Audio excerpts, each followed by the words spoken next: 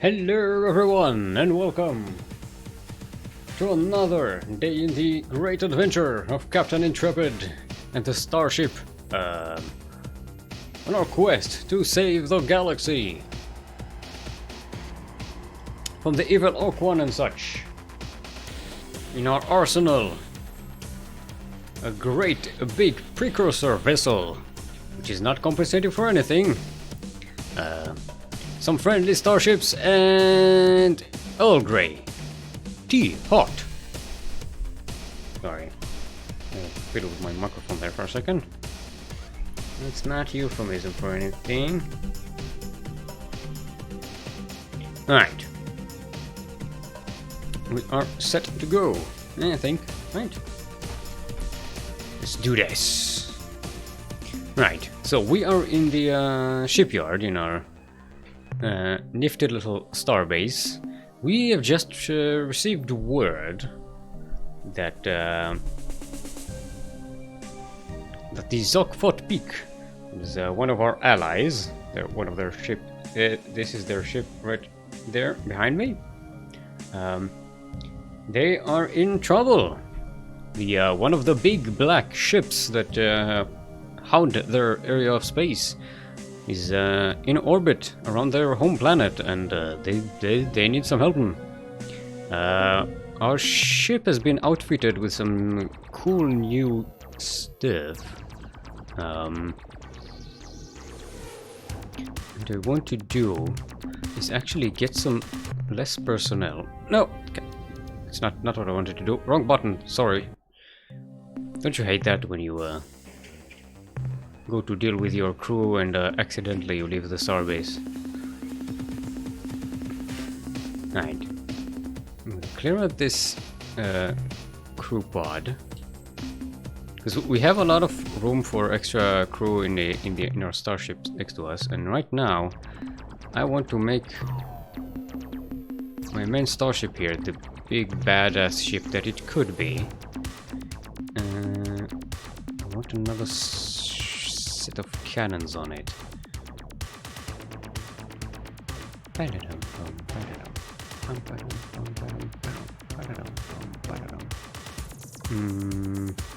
Maybe if we take some less storage space. Nope, wrong button again. This will give us 750. That will not be enough. Yeah, we need some more resources. Yeah.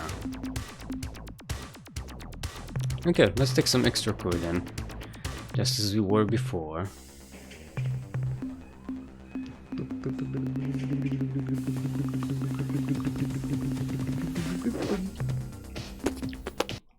Okay, we are ready to go. Right, needed to go to the Zokfot Peak homeworld, which is in Alpha Tucanae. Also, the Spathi have disappeared somewhere. Where's Epsilon Gris?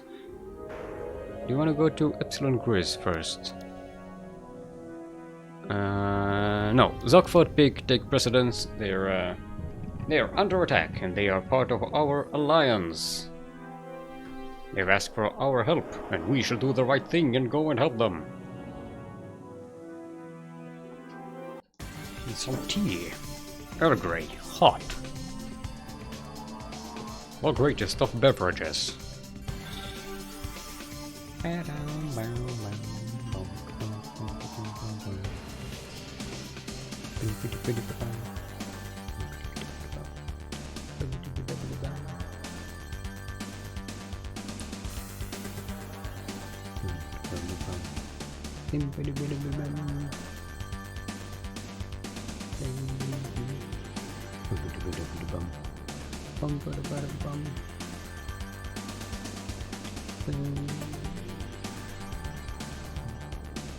This is a bit of a trip, but it's okay.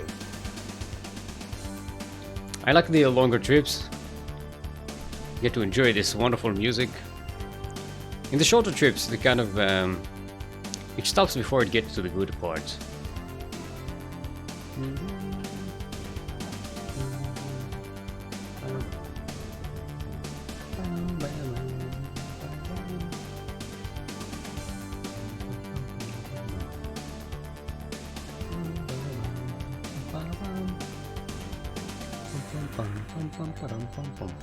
Ooh, wait a minute.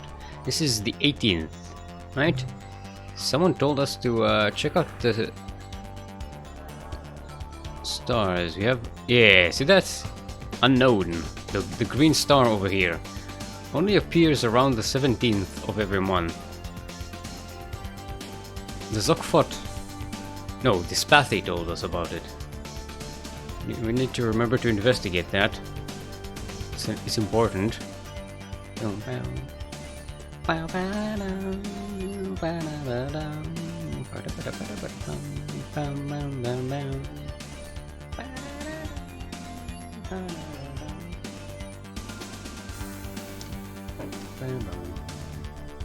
Whoop, we got intercepted. Wasn't paying attention. Was drinking my tea. Oh, fuck. Let's save here, because, yeah. That looks dangerous. We are the Ur-Quan Core Ah. We cleanse our destiny. The core You will soon die. Make whatever rituals are necessary for your species. Ooh. What are you hanging over? The bones of my enemies. What are you hanging over? My trophy bone pit. In here is one skeleton from each of the races, which I personally exterminated. I fondle these bones and recall the fine cleansing. Perhaps your bones will grace this pit momentarily, unless they are accidentally vaporized. Okay, it's fine conversation. Let's test our might here. Now we do have some great tracking systems for our...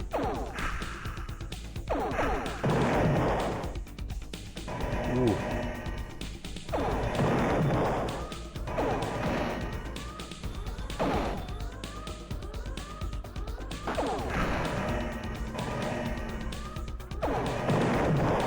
Oof. See, this is why I wanted some extra firepower. Because these guys have a lot of health.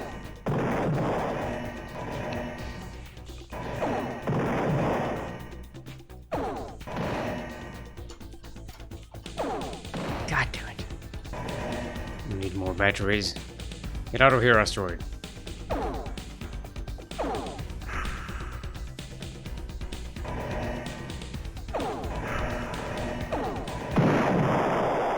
Almost collided into a star. Planet thingy.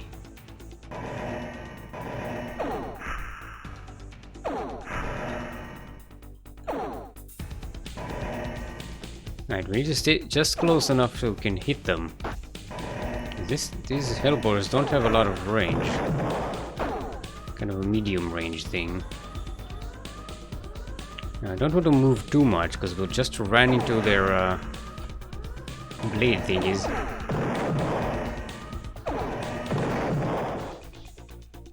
Okay, we're getting some good hits.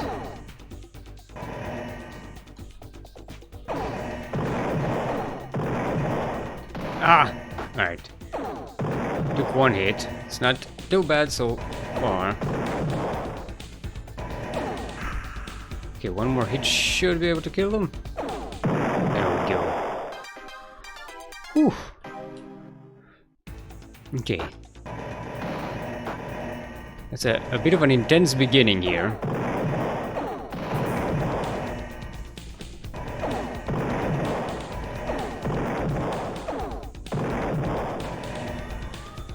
Whoa, whoa, wrong button.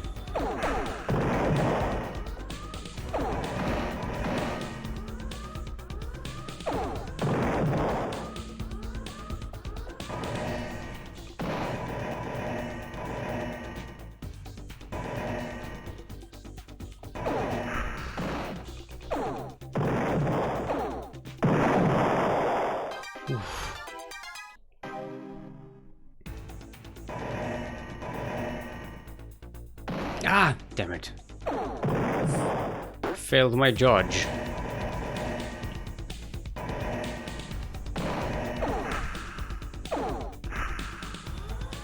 Right. Ah! Too close for comfort.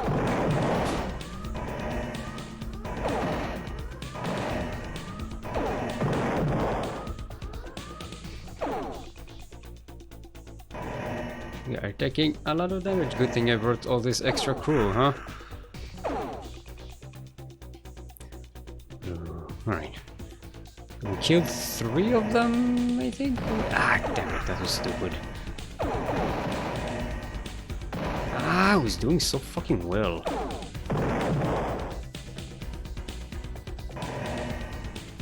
Ow!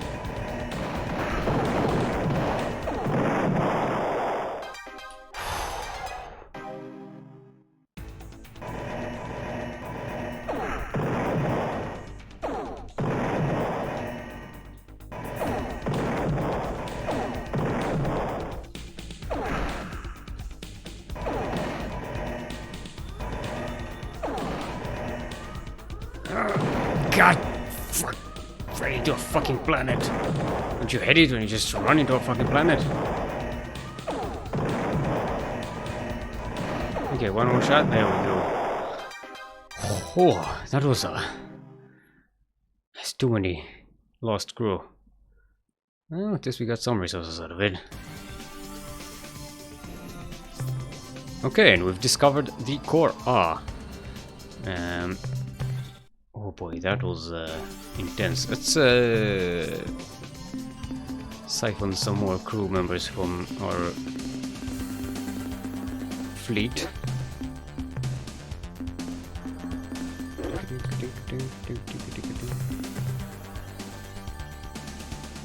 Yeah, that was a hard battle. It would have been a lot easier if I had the extra Hellbore cannon and some more dynamo units thingies, stuffs. Okay, let's go help the Zakvat Peak.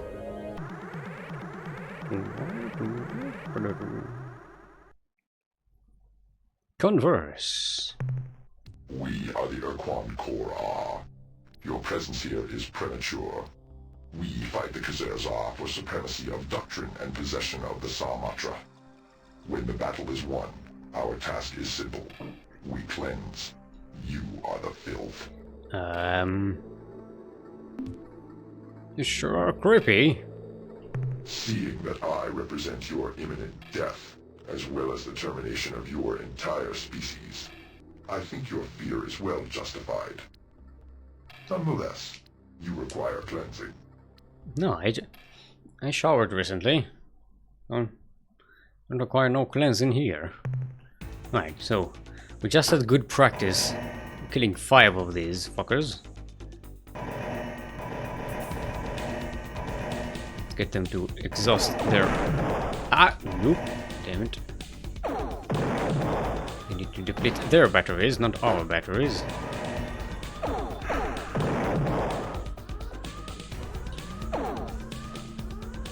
Oof. God fucking damn it, I was frying to fucking planets again.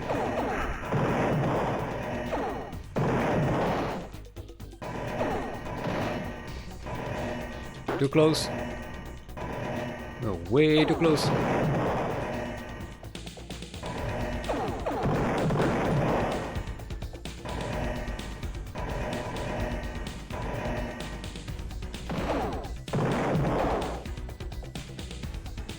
Come on, chase me. There we go. Worse than Zabranki, my ass. Our savior, you have rescued us from certain destruction. Howie, baby, that was a close one. The black ship appeared in orbit several days ago and began raining down bolts of destructive energy on the surface of our planet. Fortunately, We were able to focus our planetary shield to deflect the energy blasts away from our cities. unfortunately, Large sections of our planet's beautiful wilderness have been annihilated, entire ecosystems destroyed. oh, that makes me really mad. I mean, attacking helpless, intelligent alien species, that's one thing. But toasting our cute little wood jukes and tree narves, That is really low. If the black ship had been accompanied by others of its kind, we wouldn't have been able to stop the rain of destruction. They would have killed us all. Well, in that case, better those jukes and narcs than us, right? Captain, it is clear that in matters of war, you are more capable than ourselves. With this in mind, we would like to give you our 4 finest starships and crew. I hope they bring you many victories. Try not to lose Yay! them all right away. Thank you there. So it's been any news? Any news about the war between the 2 alien races? No, we have nothing new to report. Okay. Nope, not a thing. Okay. Catch you later. Bye, Zoc. Bye, Fought. Bye, Pick. Goodbye, Captain. See ya. Hey there, Buford Glazage. How are you doing today? Yeah, even Ilras don't do this. This planets. Damn planets. An asteroid. You just managed to run away and dodge a shot, and then bam, run into an asteroid and pops you back into the line of fire. God damn it. Alright. So we've helped the Zogford pick. What you say we go and deal with the Spathy?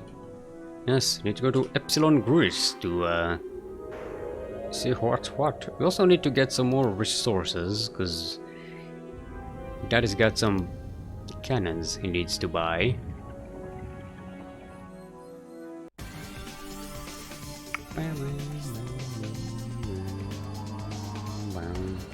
Then we can turn our ship, the starship, into a true dreadnought destroyer.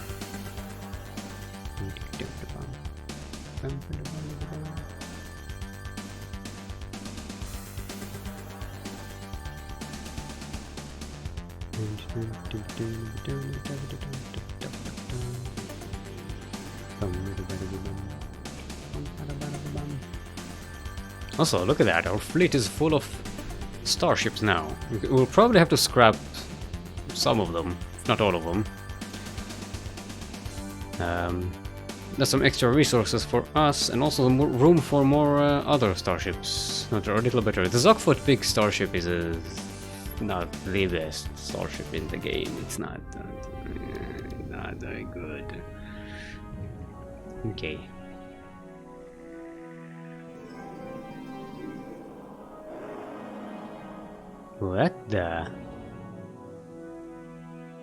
What happened to Spathiwa? Can't scan it, can't do anything. It's in a slave shield. Where's the Spathy Council?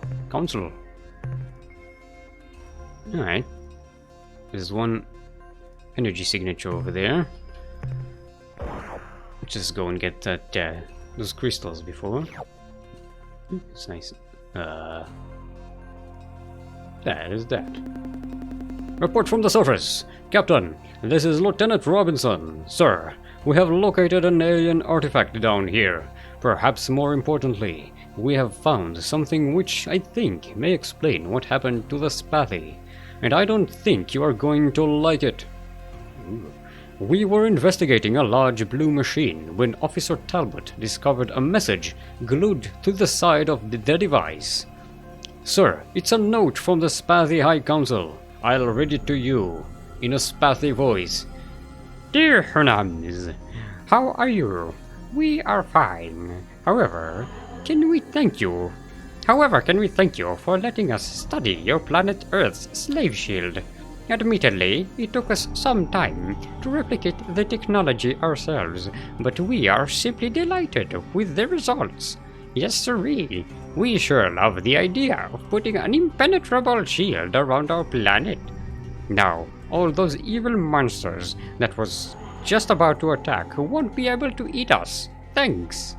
I guess this means we won't be able to send you any more starship captains. Sorry.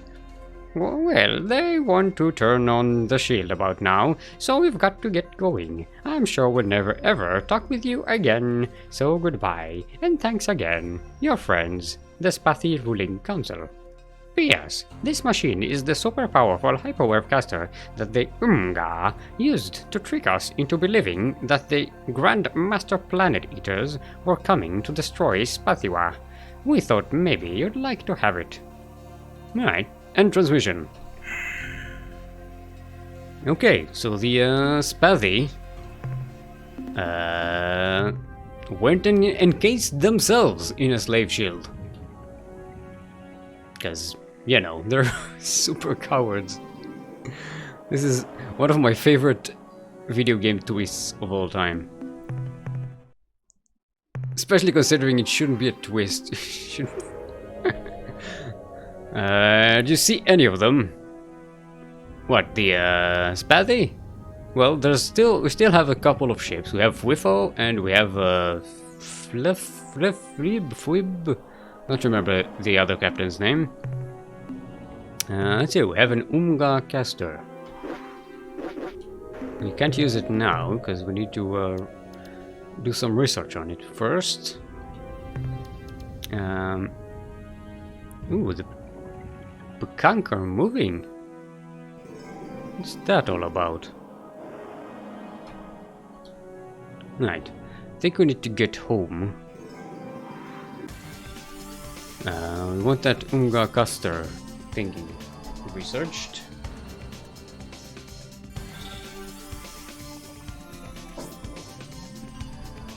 And also we need to refurbish our crew complement.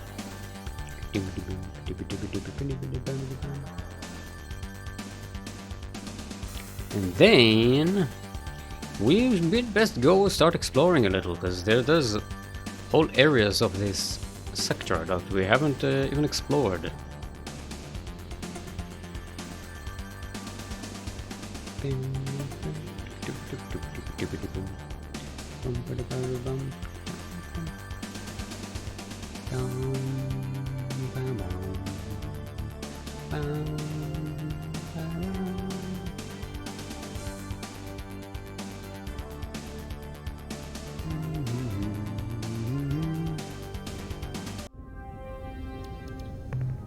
See, yeah, the Pekanker definitely moving.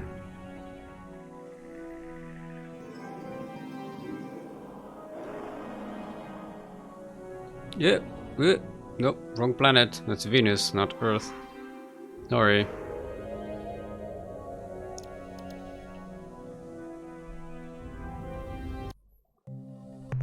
I hope the battle fares well, Captain. Sure I know does. you're busy, but I've got some news.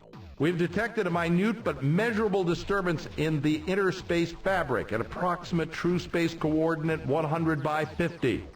Our scientists speculate that this disturbance may be caused by many thousands of hyperwarp penetrations, all in phase, as though a huge fleet of ships were on the move. Yeah, we've got information about that. I have some minerals to offload, not too much, but you know, it's something. Another small load, Captain. Well, I suppose something is better than nothing. Don't be judgy. Can your scientists analyze what I have acquired since our last visit? The analysis reads as follows. Subject hyperwave broadcaster, Umga design. Data, this unit is capable of generating extremely intense hyperwave transmissions, though it is otherwise similar to our own casters. Summary, this thing would be great for practical jokes. She could scream boo from an orc cloud to scare the pants or whatever off of everyone in the system. If you used it in hyperspace, there's no telling who might hear you and come running. That's the end of our scientist's report. Alright. Yeah, that's We it. shall await. We haven't gotten any additional information from him. He has a lot of lore stuff you can get from him. But yeah, we need to get rid of some of these.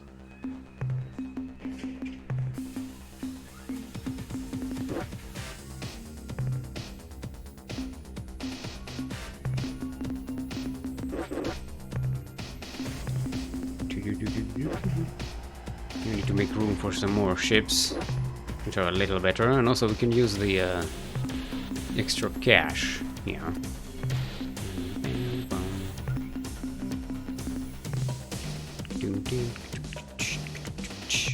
Okay, now we can go here. Move this module. Grab ourselves another Hellbore cannon. Good stuff. Can we afford another dynamo? If we remove this, we can upgrade.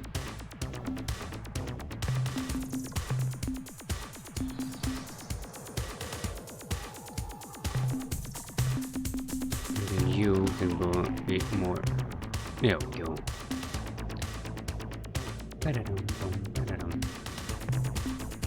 Let's refill as much as we can. Oof. Yeah, we really need some more resources. Alright, let's go and investigate what the Pakunk are up to. And also take this time to research some of these planets. I don't think we have been to this constellation yet.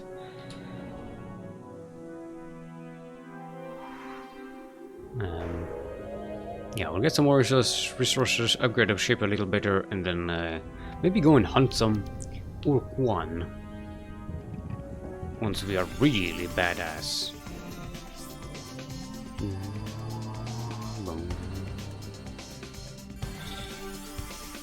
See, now that we have two Hellbore cannons, one will shoot out front, and this one will shoot two projectiles from the side. And since we have the targeting system, they will all converge on the target, making it much easier to do a lot of damage very quickly. Problem is, it takes a tremendous amount of energy. Alright. We haven't gotten any interceptions from the Pakunk.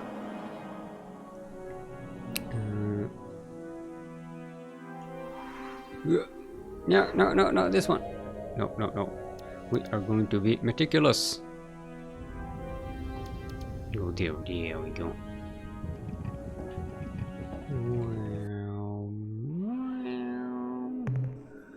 Heatrick world. Now we don't have as much room in our storage capacity thingy, so we're only going to collect the really good stuff.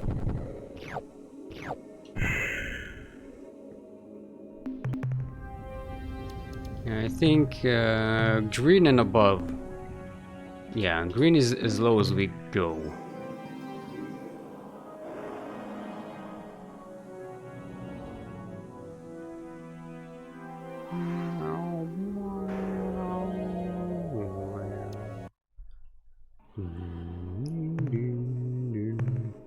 Alkali world. Yeah. We are probably going to get some more biological samples just so we can have a great source of fuel.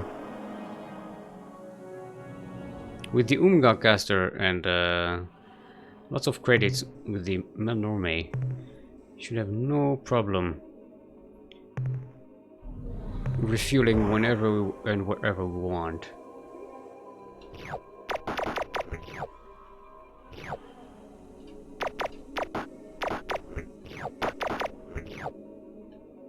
Yeah, will you?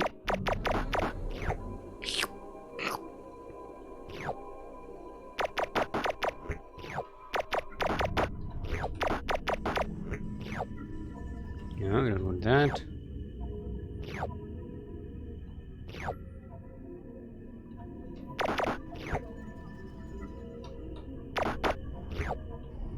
Yeah, that's it. 2 full storage spaces.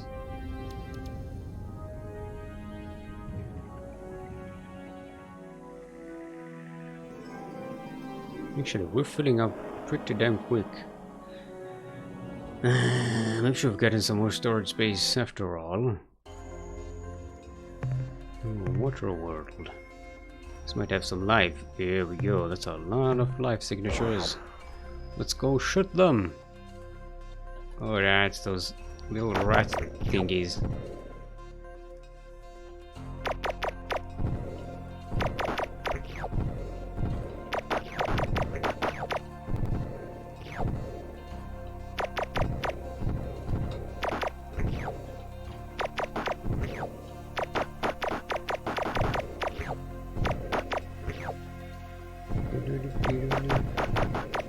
Get out of here, silly rabbits.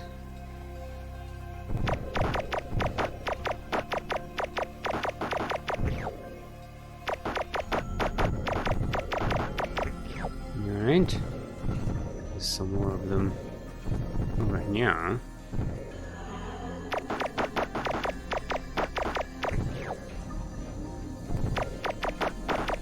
Might need an extra trip to cover it all. Or not. Right. Just enough room for everything. Right, that's 99 biological samples. That's already pretty good.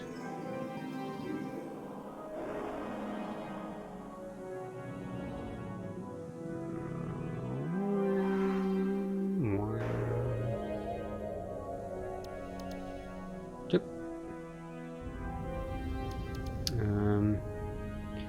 I'm thinking maybe we don't want even the green stuff. Maybe we'll just take radioactive and rare metals.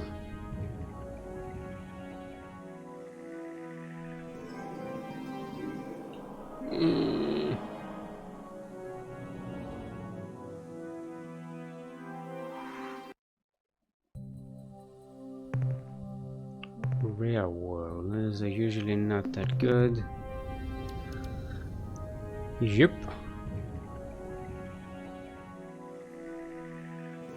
It's a gas giant, looks it. Yay, it has moons.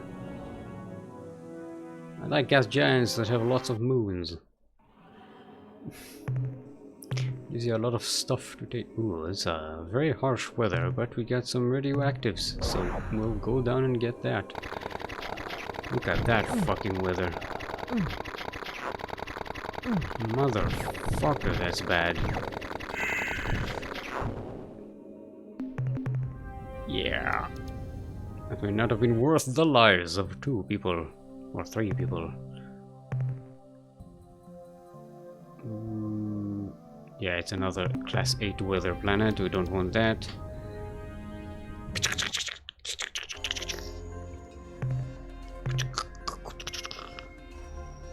Quasi-degenerate world. Alright, it's got some exotic materials. We'll go get that.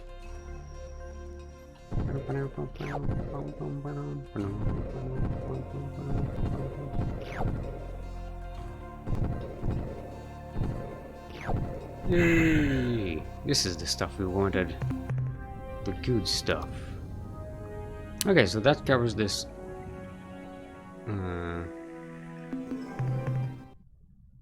The star system. Let's get out of here. We're not encountering any of the Pakang, even though we are in their space.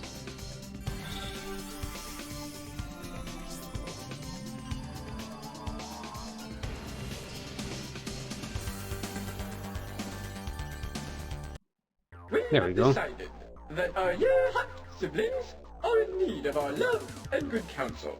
We have waited far too long to return home and heal the wound that has kept our race apart these many centuries.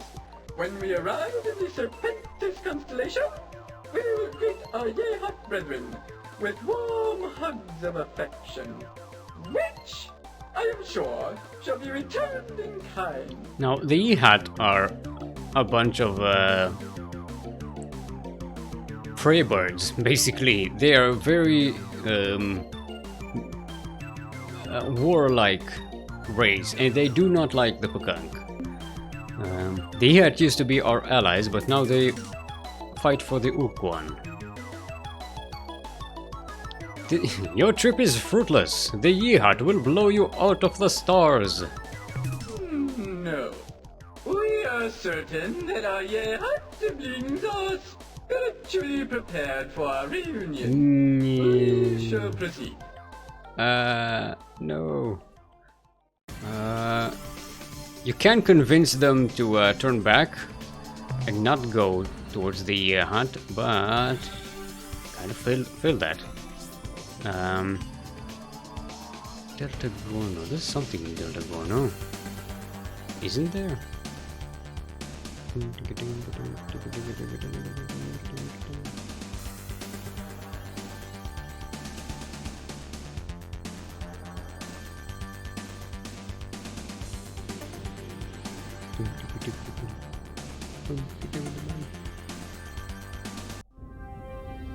Hello. There's a...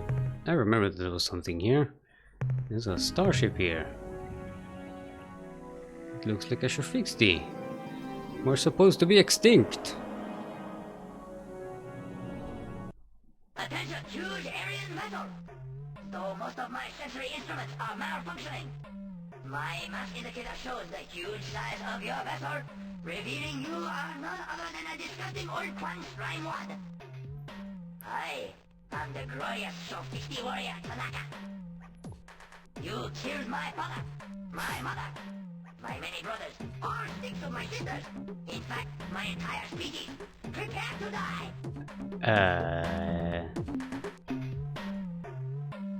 Don't attack, we're not the Ur-Quan, we're your allies, the humans. A typical Ur-Quan gambit, which has failed. And now, I howl the scream of death!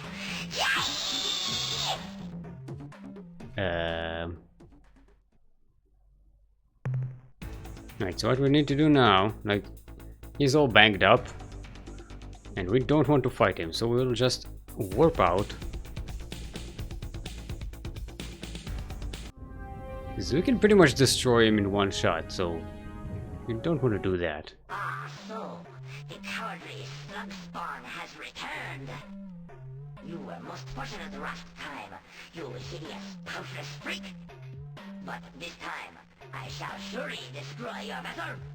You slithering eater of putrid devils. No one insults us like that, you toothless, piebald, impotent roof rabbit. You rip, bloodless sack of decaying flesh, Ur-Quan. You die! Die! The way to get his attention is basically to swear at him. Look at it, he's all like banged up. I'm not sure if he actually self-destructs if you get close to him. You flatulent Ur-Quan puss-cup. Those are mighty words from a dripping, snout-rotted little furball. I will hang your withered reproductive organs from my posterior monitor. Yay!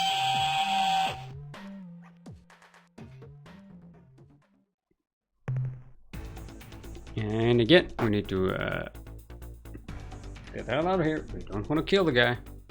He just bumped into an asteroid. I'll kill you this time. You pitiful, weakling fancier of herd animal excrement. Fancier of herd I'll excrement? kill you this time.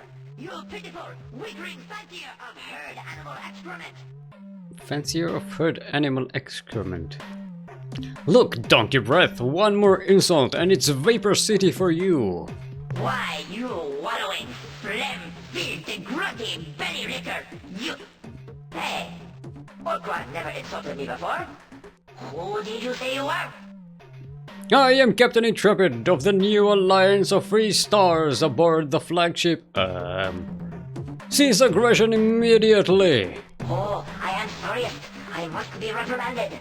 When we report back to Star Control, suddenly, your words ring in my ears. Captain, is this true? Have the Ur-Quan been destroyed?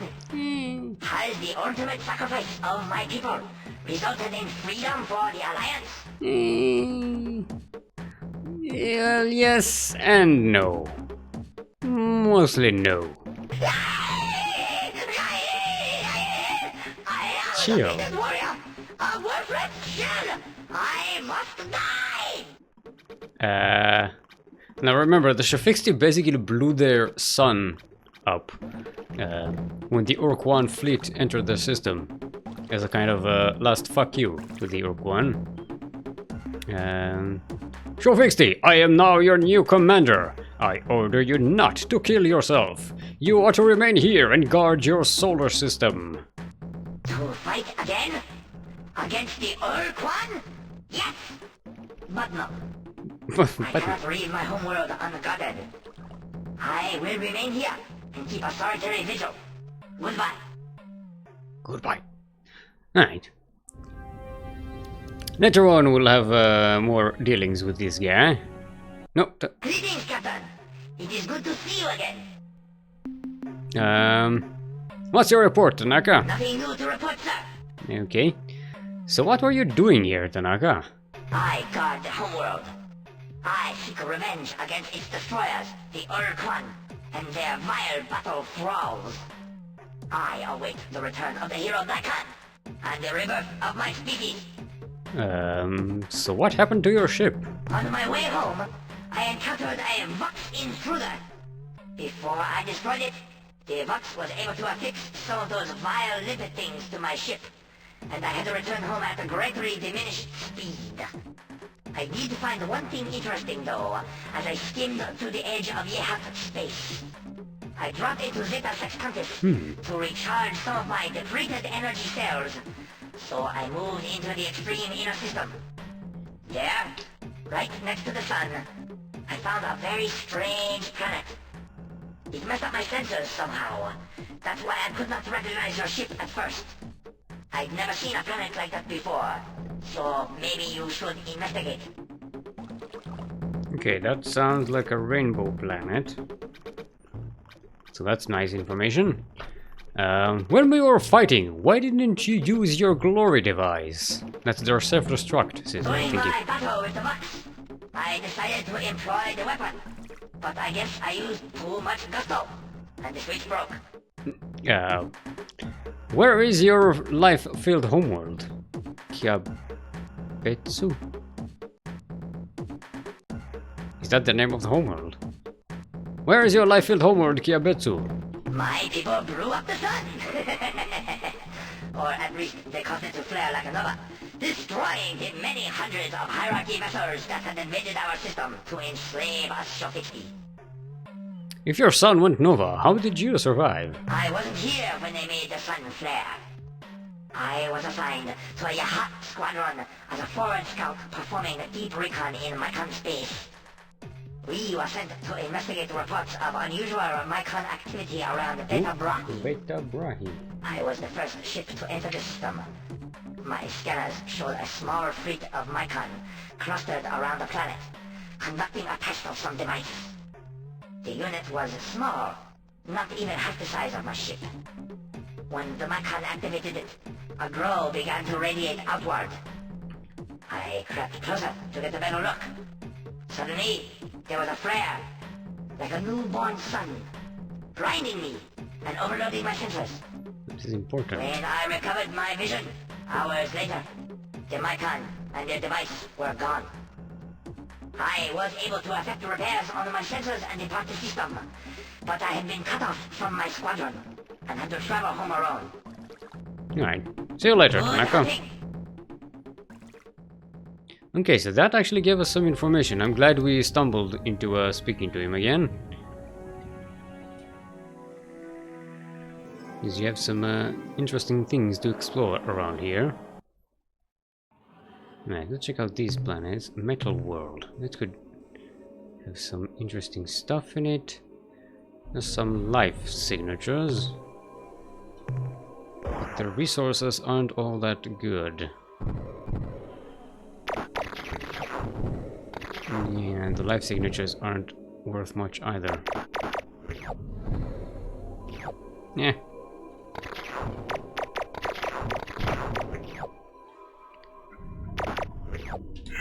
Don't judge me for missing a plant. This is the thing with, like, the way movement works in this minigame. You can easily miss a stationary object and look really stupid. Okay, it's another metal world. Okay, this one has some radioactives and some more life. Ooh, this will be a nicer pick up. Yeah, those little mousey things again. And those weird wormy. Oh, food. Yeah, we want that. Radioactive, we want that, we want this. I think this is also radioactives? No.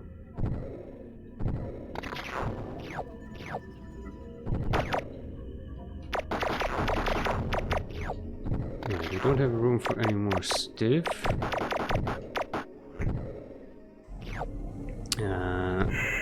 Let's make a second trip.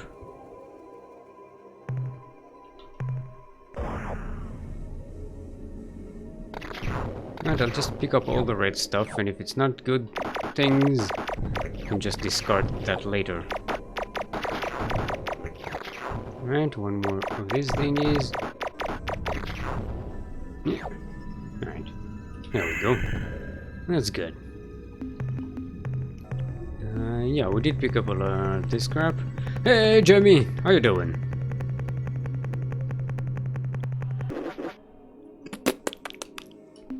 Right. 174 biological samples. That's nice. Right, let's just check this planet and then we'll move on, because we wanna get to the Ye-Hat and we want to explore that well, rainbow planet we've been told about. It's another metal world. In a world made of metal.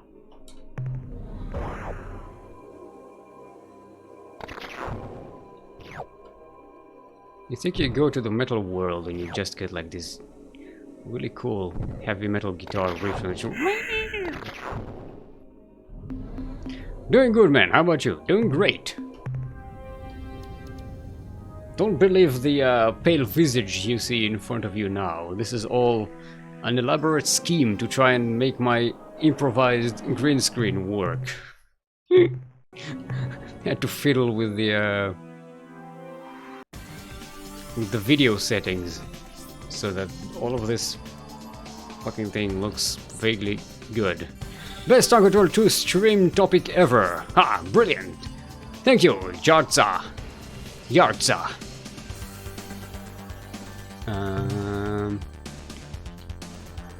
Where are the Ye-Hat? Are they here? No, they're there. It's stuff I don't remember about this game. Okay, so what was that system they told me about? Zeta Sextantis. It's such Zeta Sextantis. There we go. Improvised green screen. I want to know more. Basically, I hold on. Let's give it a save. Basically, let's turn off the filter for a second. See, I just pasted a bunch of like green stuff here. There's a panel missing. That's why, you know, it kind of looks stupid. Because they ran out. I was going to the shop and I was looking for this stuff, and they kind of ran out. So yeah, so I kind of have to fiddle with some color corrections and stuff so that it kind of works. It's still like there's like this little bit here that's kind of wonky. Problem is, if I go too much, I make myself invisible. It's kind of yeah, I need to figure out the lighting. Maybe I'll watch some tutorials or something that teach you how to work the damn thing. Yeah, look, I made an animated background. It's really cool. I made all these ships animated and stuff. Pretty cool. All in honor of Star Control 2. One of my favorite games ever, if not the. Perfect, they can be a pain to get right. They are a pain to get right, and I still haven't gotten them right. The sequel for this game is coming next year, I hope. Ghost of the Precursor is the project name. Yeah, I hope so as well. There's a kind of fan-made thing. There we go. There's the Rainbow World we've been told about. We can sell that information for credits to the Melnormie.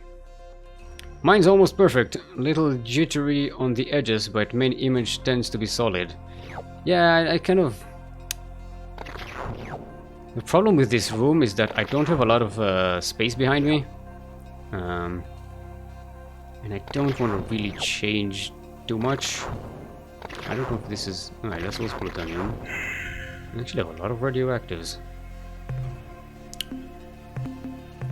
Time to discard some crap.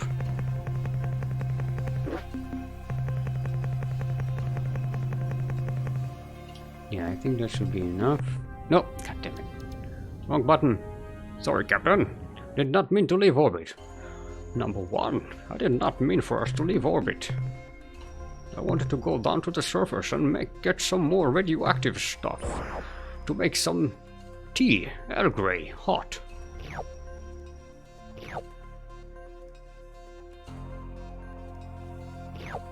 Yeah, that is enough. Okay, so we have that. We still haven't encountered the what's their face? The E-Hut. Silmold, have you been on SourceForge IRC server chatting in the SE2 channel? No. Where was the dudes who made the HD remake Ur-Quan Masters? Nope. I had to change my entire setup, but it worked out well. Yeah, it's kind of wonky here. I gotta figure it out. There were some of them at least. I remember visiting it back 10 years ago sometimes. Oh, these are Vox. Ew, we don't like them. Vox are part of the Ur-Quan hierarchy of battle thralls. Greetings from Vox, the last word in life form destruction. To gain an intimate knowledge of our engines of war, simply place both hands over your eyes and count to 3. 1, 2, 3. No? Nothing? Be prepared to die, stupid Vox. Why are you so hostile towards our species? You are even uglier than I had thought possible. Can't you see you are making me sick? Please, foul creature, turn your head, or better yet, put a sack over it. Video game Never is mind. cyberbullying me. I've adjusted my display so it is dim enough to be tolerable. In answer to your question, our response is simple. We must attack you because our masters, the Ur-Quan, wish it so. Now, if you don't mind, stop nodding your head like that. We Vox do not share this range of motion, and it appears as though your neck is broken and you are a jabbering corpse. Ugh.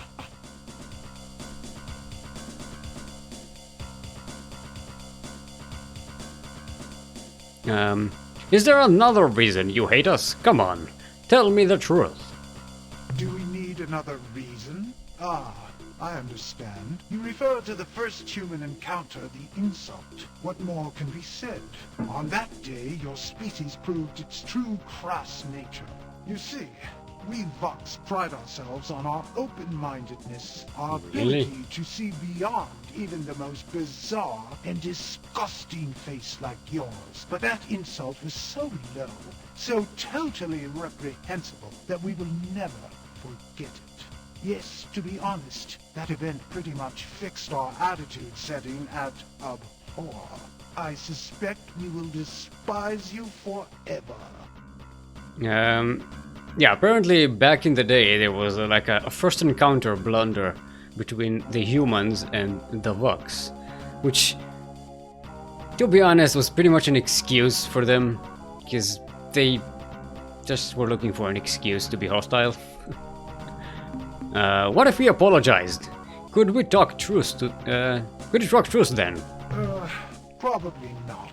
You see, although we Vox are highly reasonable beings who would never judge our race solely on its appearance, the magnitude of your Captain Rand's insult was such that we will probably never forgive your species. Well, I'll try anyway. The people of Earth hereby apologize to the Vox. Nope. I didn't think that would be sufficient. It lacked conviction. Sorry, but I'm afraid we'll just have to kill you now. Well, You can try. See, their ships are pretty fucking slow. They have a seriously good laser. And they have these little limpets that stick to your ship and make it very difficult to maneuver. They're not using it because I have a point defense system, which completely counters that.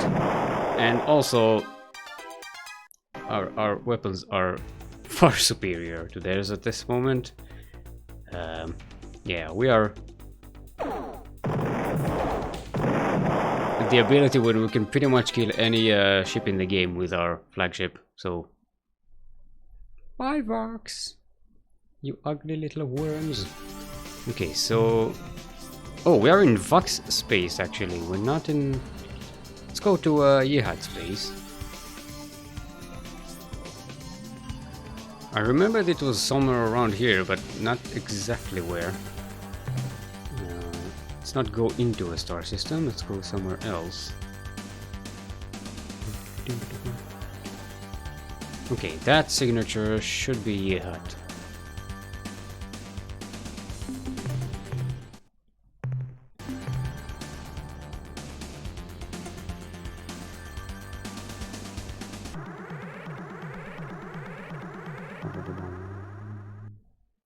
Yay! Those are the Yehad. What am I seeing on my view screen? It's none other than the flattened old face of our friend the human. But, old ally, are you not knowing that we, the Yehad, are allied with the Ur-Quan now? And your presence outside the slave shield and in an armed starship are clear violations of your oath of fealty. Whatever shall we do? It just isn't the right thing to kill you, human, but as a loyal member of my clan, I must obey the wishes of our queen. We should be allies, friends. Explain why this cannot be. Your words are flying in the face of the facts, human. We are no longer being your allies. But unlike the nobles of our homeworld, we of the Starship clans are bereaved at this course of events. The Queen's decision to be joining the hierarchy pains us. Yeah,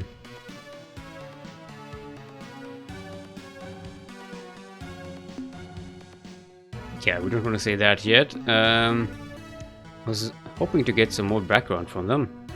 By your honor, Yehad Captain, I, Intrepid, Master of the in the name of the New Alliance of Free Stars, call upon the Starship clans to honor their word and fight for our cause. As much as my heart cries to aid ye valiant human, I cannot. Each of us is sworn first to our queen, who has commanded us to treat ye as an enemy of the crown. Irish productive. No, that's Scottish. It's a bit of a wonky Scottish accent, but it's. Let's not judge the accents in this game. It's from 1992, 1991. It's. You heard the Japanese accent earlier. Let's not, not delve too deep into that. Your species' obligation cannot simply be forgotten. What about your honor, your pride? Can't you see that you're killing me, human? The shame, the awful shame of it. What you say is true. We should be under the same wing, but damn your eyes. Our queen has given the Ur-Quan our allegiance, and there is nothing I can be doing about it now. Alright, so basically, the Yehad are now fighting for the Ur-Quan. They used to be allies, and now they're not. And they really hate the fact that they're not allies with the Alliance of Free Stars. Now they set what was Ep.3. Let's go there. You've been told there's something. Oh wait, we how much fuel will we have? Will we have enough to get back? No, let's go home, because I Yeah, I want to empty our cargo hold and get some more batteries and refuel.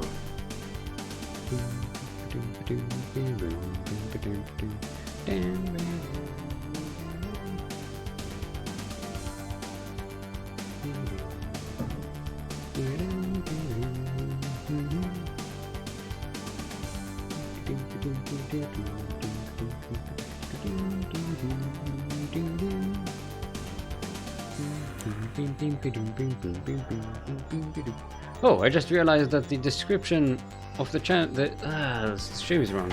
It's not the HD remake. This is the... Oh, it is the HD remake of the 3DO version.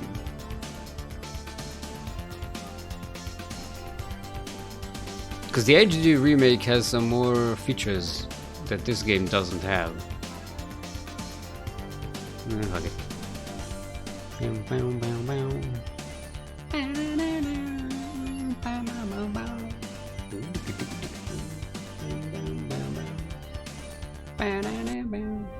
Aww. I hate that this song ends just when you get to the destination just when you get to the good part. Back when I was a kid, what I used to do is stop the ship before it gets out of hyperspace, just so I can sit around and listen to the music, because back then we didn't have the music anywhere else. We could just listen to it inside the game. That's how it worked. Okay, Starbase Commander, do you have anything Captain. to say? You have minerals to offload. Some good stuff. Captain, you are to be commended. Keep up the good work. Right. Try to avoid getting gruesomely killed. Oh, wait a minute. I wanted to ask him about the Vox Yes. incident we just Certainly, discussed. Captain. Let's talk about some historical data. What asked?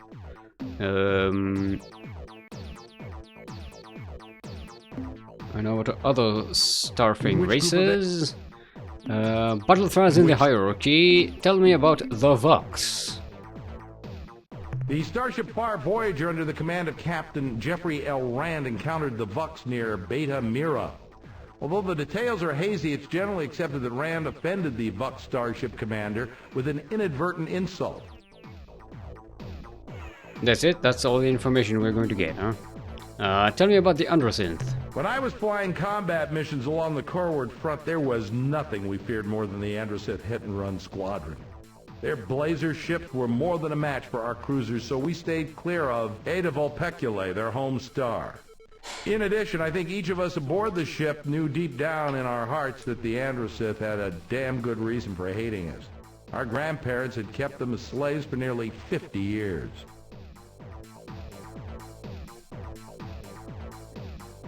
Into particular, that's Anderson's.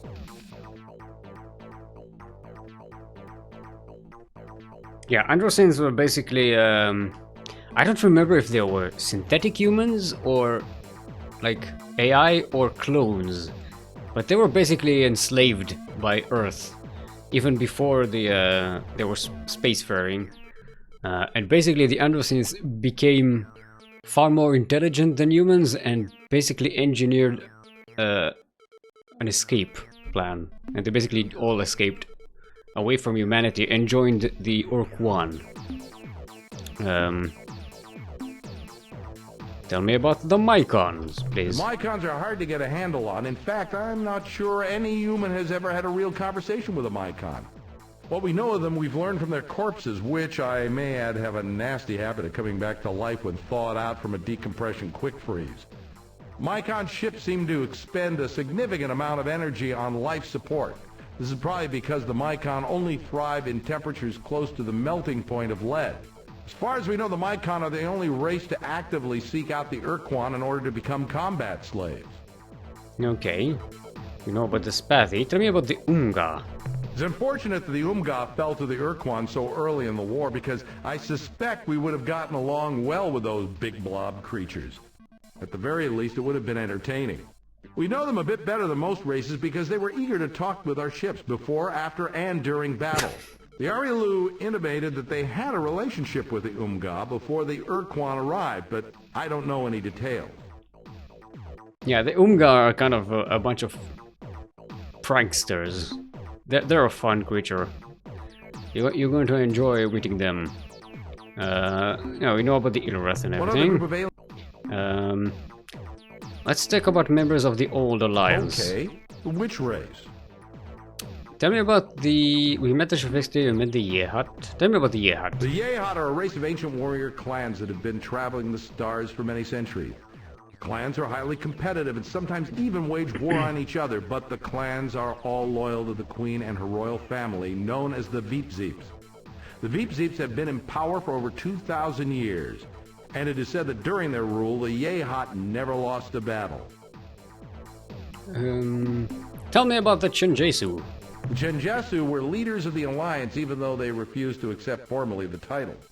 I don't know if their silicon-based biology is just plain superior to our old carbon models, or if their fantastic intellect were the product of an ancient, peaceful culture. Whatever the reason, I'd rather be taking orders from a Chenjesu than any other life form, absolutely. One of the more amazing things about them was they never used hyperwave communicators. They could send messages naturally, and their natural hyperwave receptors were much more sensitive than even our best units. Alright, what about the Murmurherm? We didn't really get much of a chance to learn about those mechanical beings, but I'll tell you what I know. They're the product of a distant, unknown culture who sent a giant factory ark into our region of space many centuries ago.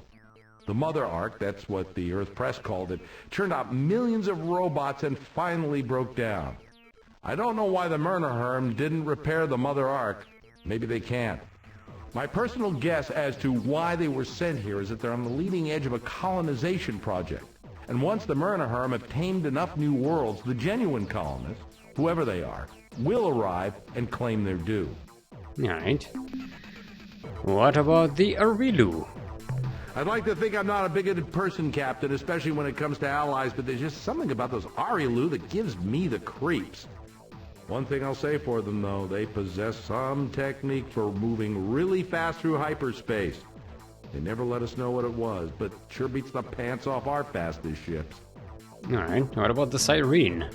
Most raw recruits saw the Siren as nothing more than warm, breathing pin-ups. Warm they are, and yes, they do breathe most magnificently, but Captain, they are far more than simple joy units. The history shows the Siren established and maintained a peaceful culture from their Bronze Age through their discovery of starflight.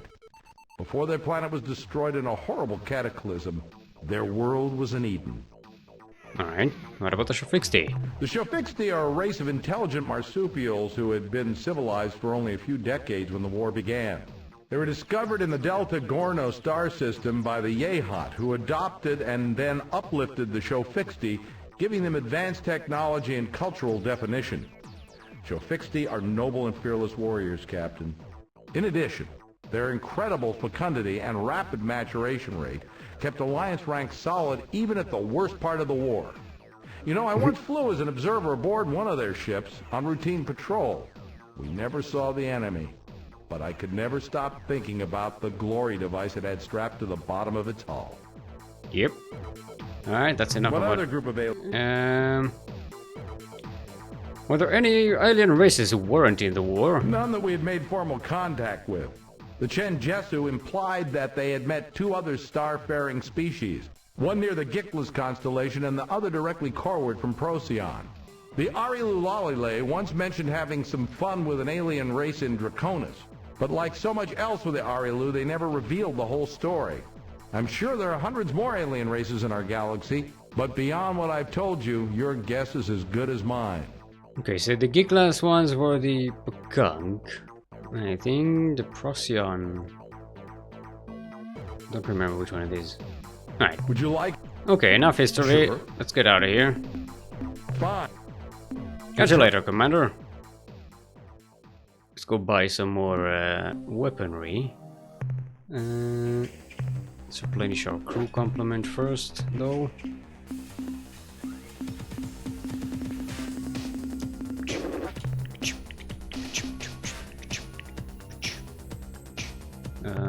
we need to clean out our stores, right?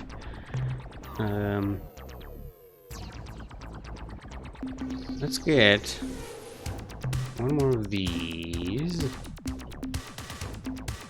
Storage bays, just in case. Because we seem to be running out of room with them. And let's get our fuel replenished.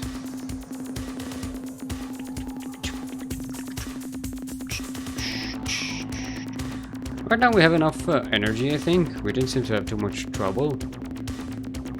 We can get a couple of shots out without too much issue.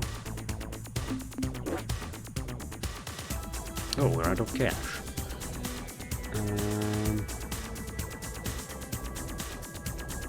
Alright, let's see. And yeah, we wanted to go to Eta Vulpeculae.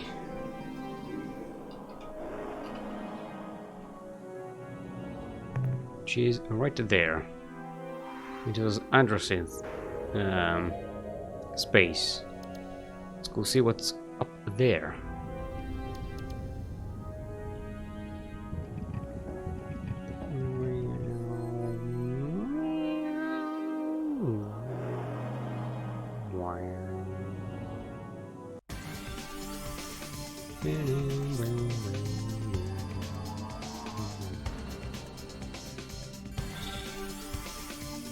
Where's Procyon, by the way? Procyon. It's over there. Did they say Procyon or did they say... No. Yeah.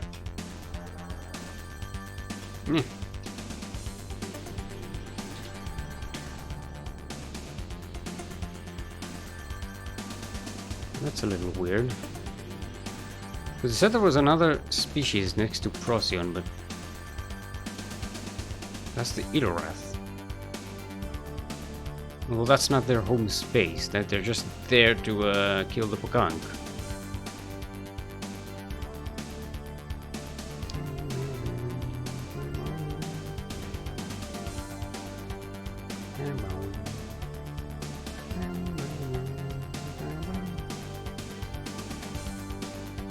Alright, there's a big sun here, so we can use this place for dealing with the Melnorme. And hello. What are you? Do we know?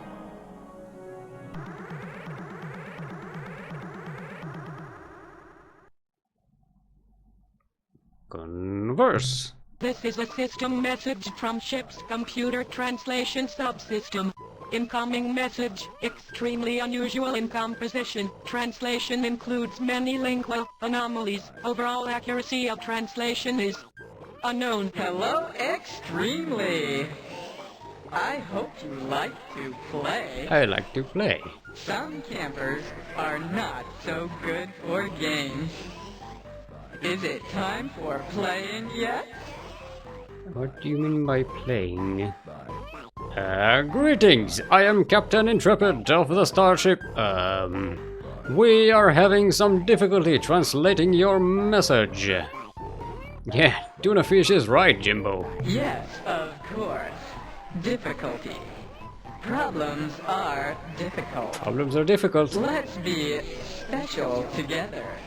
Spicy games are always fun. Let's be special together. You seem like friendly fellows. Perhaps you could aid us in our mission. Yes, yes. We are too friendly. Extremely happy sisters should correct each other for celebration. So much enjoyment.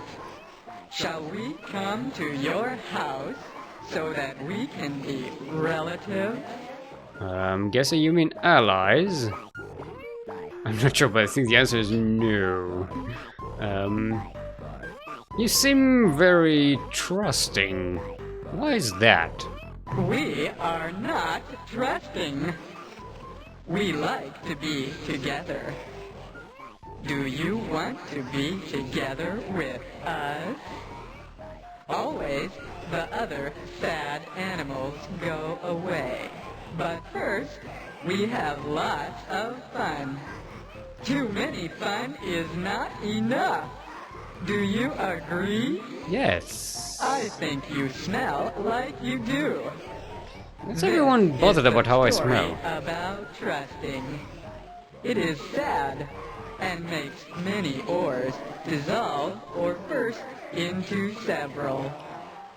Why is it that you are trusting? What a funny question.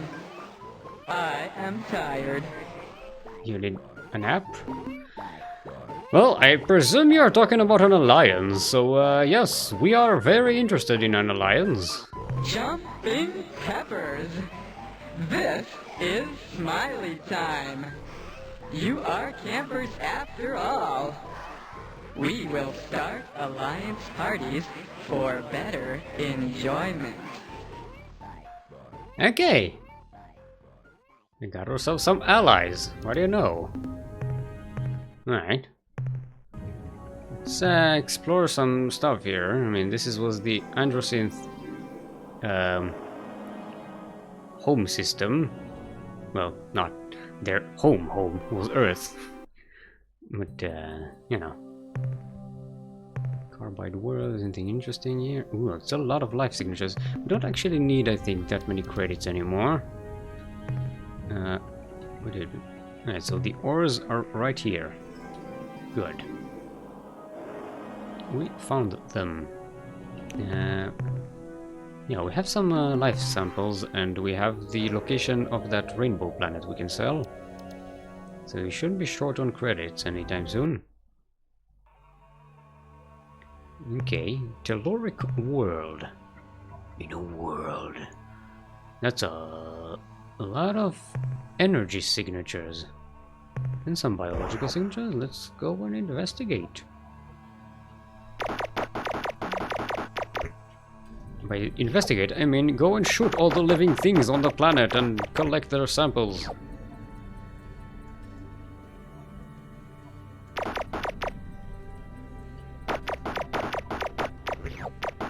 Get over here, worm. Hold on, I wanna get all the life samples before we move on.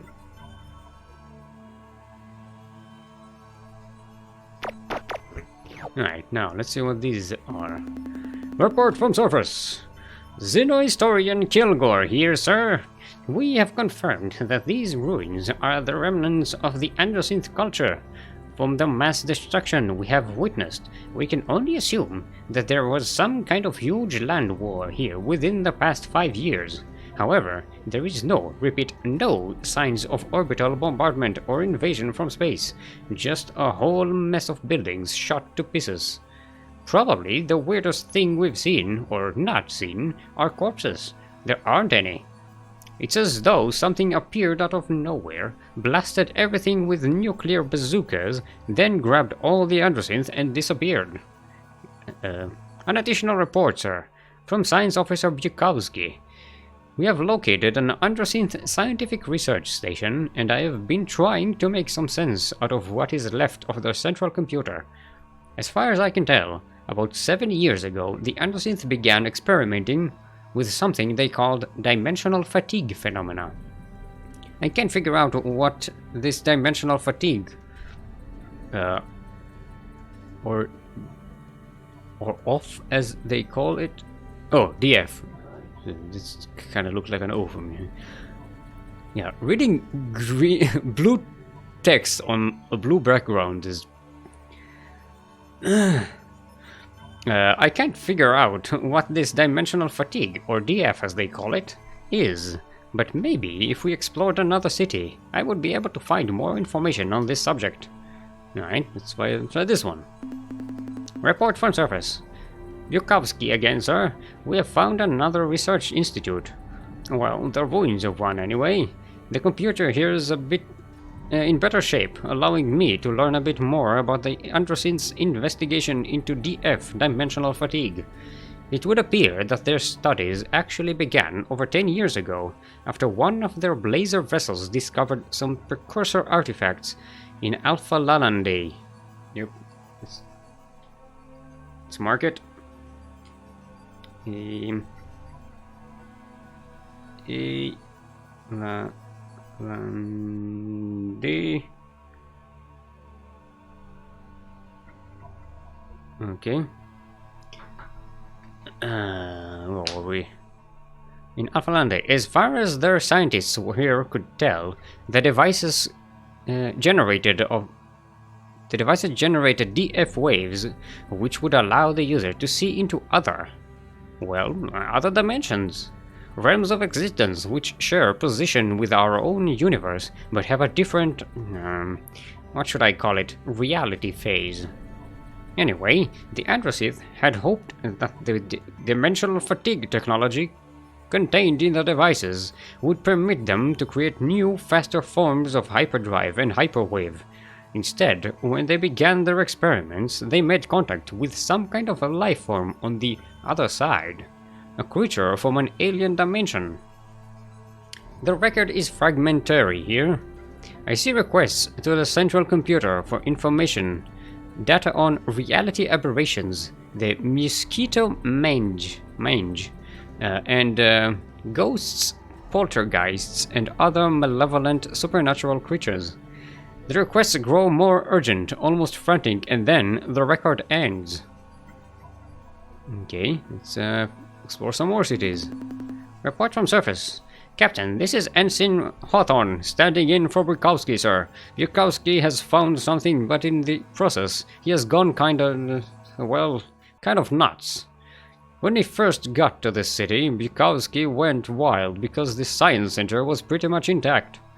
He locked himself in their computer control cabin and spent about 10 hours alone in there. We could hear him mumbling to himself, then his speech got louder until he was shouting he was scared, sir. Damn scared.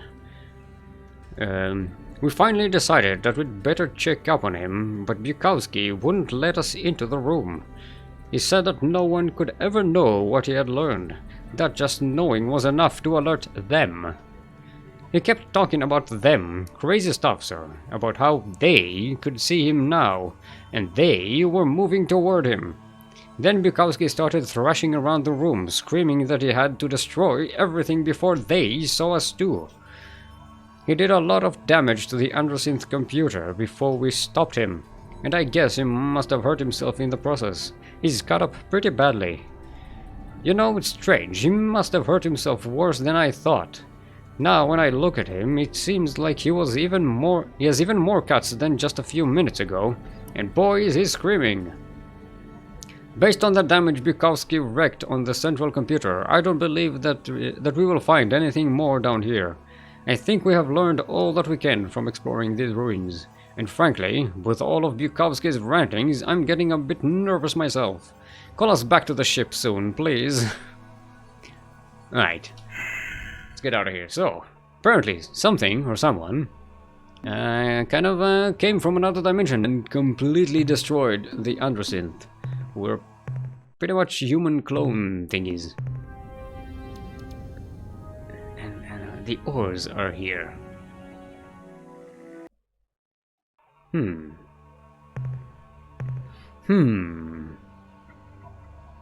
It's a mystery and a half, that is. Right, there's some strong tectonics. Let's not risk more crew. Don't. Campers like to say hello. Hello. When they smell the ores. I smell the ores. We have learned this. It is no function, but ores want to make campers happy every day. Okay. Hello. Now you are happy, I am sure. Yeah, all you species like to say hello to each other. We don't get it, but, you know, I want to make you happy. Now please don't take this the wrong way, but what did happen to the Androsynth? I am say best word, frumple. Maybe Frumple. you do not know. Frumple be round yet lumpy. So bad. The asking about androsynth is so frumple, we are not happy. Do not asking it so much. It is better to not frumple, or else there is so much problems. Okay. No more androsynth is better. Now, yeah, we definitely do not want to ask that again. I'm afraid I'm still not exactly clear on who you are and where you're from. You are a silly camper. I am always oars. If I was not oars, then I would not be. But of course, I am oars. We are from the outside. Also, the Arilu Quick Babies are from outside. Oh. It is the same, but not. Oars are from below. Arilu are from above. Oars does not like Arilu. Arilu are too much trouble. Okay. We cannot have parties when Arilu always jumping in front. It make oars frumple so much. Oh, they don't like from. These are fat words. Do you want to play this some more?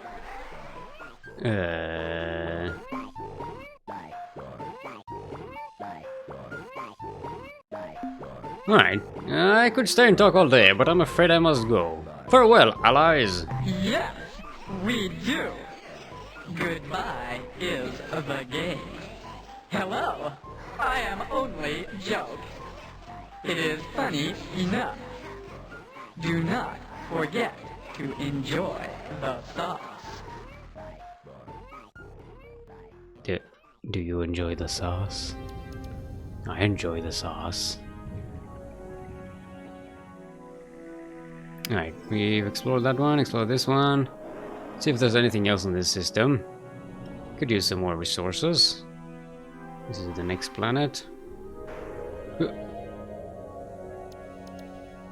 Lewd. Yeah. No. Gotta enjoy that sauce. You like the sauce. Alright, that looks fucking useless. Please don't encounter, please don't encounter, please don't encounter another inane conversation. This game kind of makes you at some point want to become like an introvert. Just don't talk to me. Please go away, other creatures. Just don't start a conversation. Purple world. And sometimes has interesting stuff. But not today, no.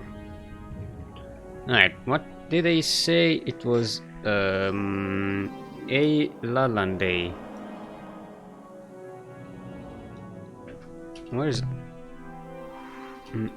Alpha Lalande? Oh, it's right here. It's right next to us. Okay, let's finish up this system, and then we'll go there to Alpha Lalande. Wow. Scan, scan, scan, scan, scan, mineral scan. Ooh, this is some good stuff. We'll take it. You know what? We'll take some of this other stuff as well.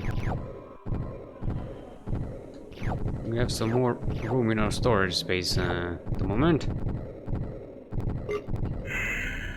Yeah.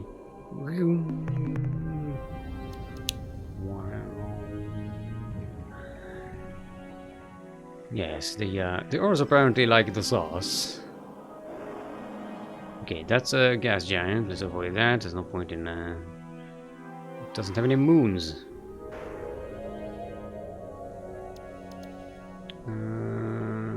Right, there's 3 more planets we need to explore. Let's not be too meticulous about it. Mineral Scan. Okay, that's some more of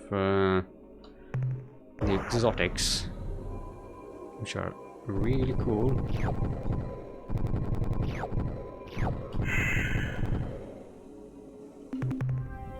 It's a lot of tectonics.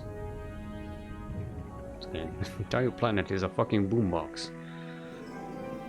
Right, one more planet over there. That yellow one.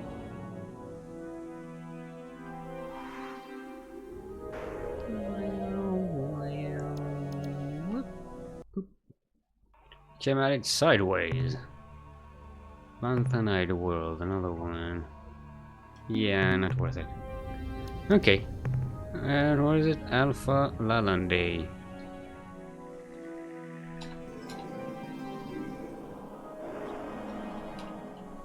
That one.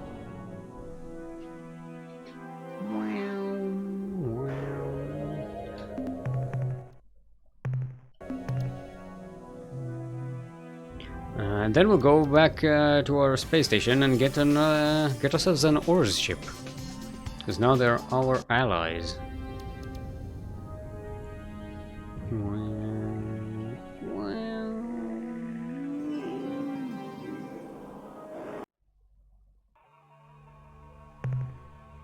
Green world. Alright, there's nothing.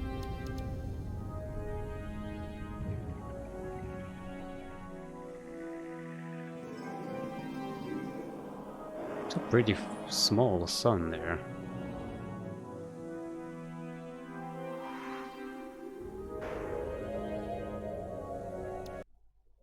Wow. Another Marthanite world. No energy scan. There's nothing here. What did we even get here? Let's go to that big sun over there. Hopefully it should have a lot of planets around it, and since it's really hot there, they're going to be very dangerous and therefore very profitable as well. Nope, there's just one planet. At least we can talk with the Melnorme. Sell some stuff to them.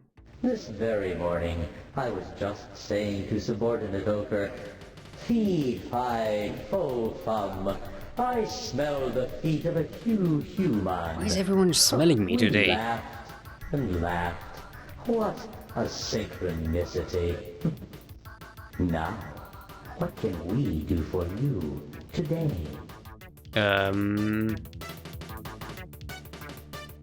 Some items I would like to sell. Would you Alien life forms, thank you. Get like to sell cash. Rainbow world locations, that's some good credits. great item? You know what, let's get some fuel. Fill me up. Fuel trans. It's by information. As you know. Okay.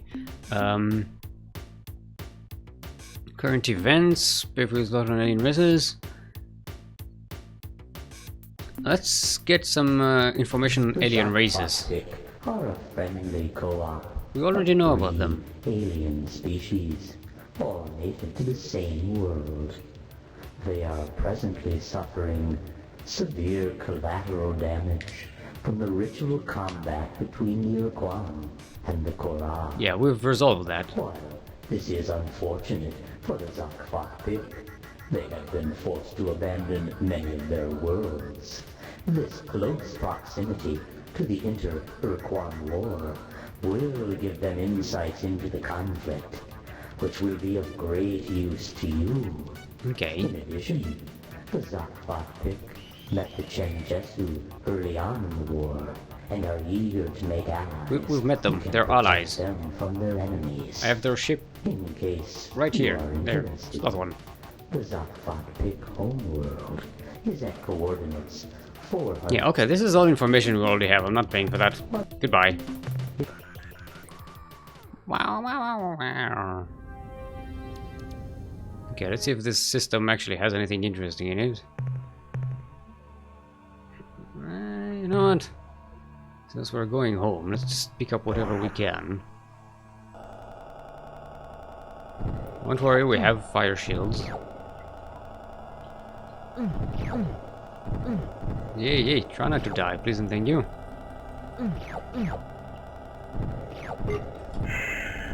Right. That was not worth it, I think. How about you? Okay, that's... If that's a lot of radioactive material, that might be useful. No, that was not useful. That was not good at all. That was shit items. Crap. Okay. So, there's a lot of systems in this area. We can should have enough to gather some resources and you know, have some more cash. I don't want to return home empty-handed.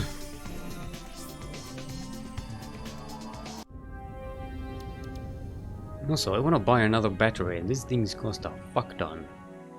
Like 4,000 resource units each.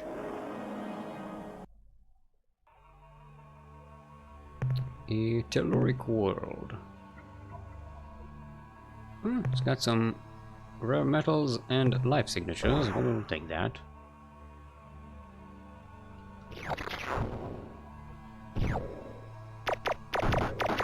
And this should be juicy as well.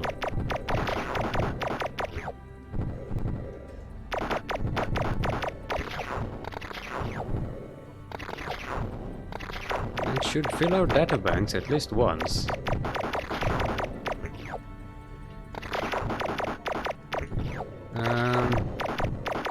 Not to really need any more credits with the Malome. Yeah, that's not worth it. Let's go.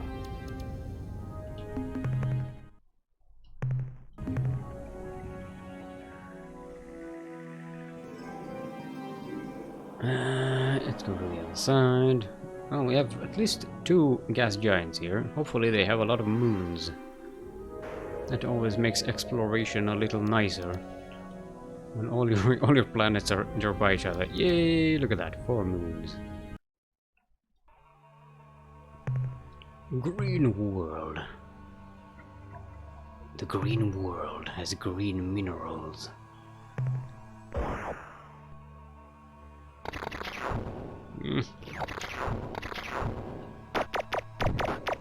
What the hell are these squid creatures?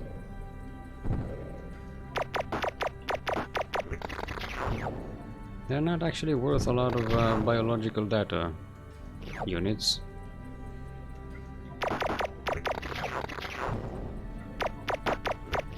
Man. Moon, you are disappointing me. Ooh, radioactive world. Now, we're talking. Give me all the radioactive crap. Radioactives. Cam number 1. We need those to make some tea. Earl Grey, hot.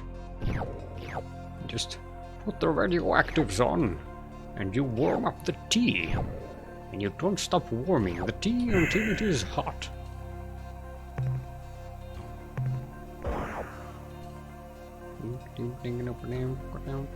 No.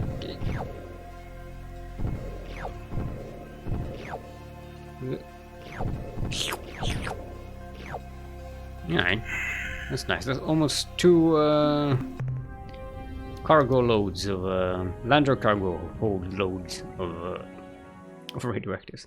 Lander cargo hold loads. God damn it. Okay, that's not worth it. Go away, moon. Oh, it's a treasure world. Yeah. Yes.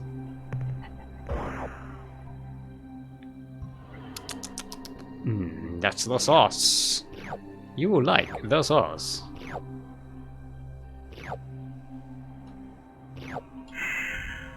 Oof, that is a lot of sauce. You are happy campers. I am a happy campers, not a silly cow.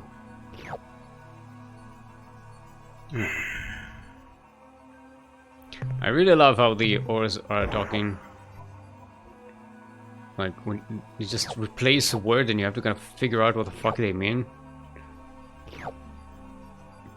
They sound like silly, stupid children, but they are, like, really, really dangerous to deal with.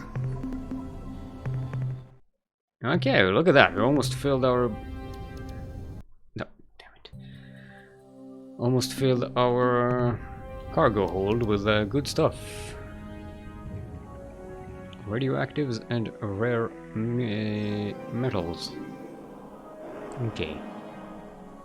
Next planet on the docket.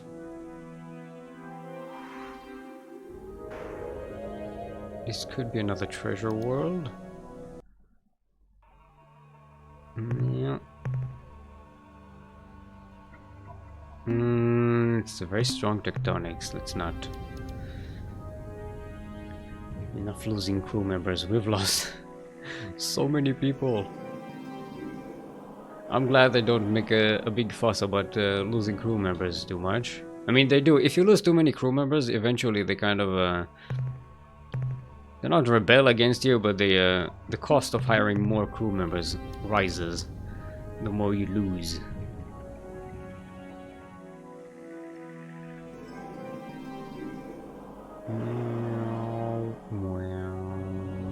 Right, 2 more planets.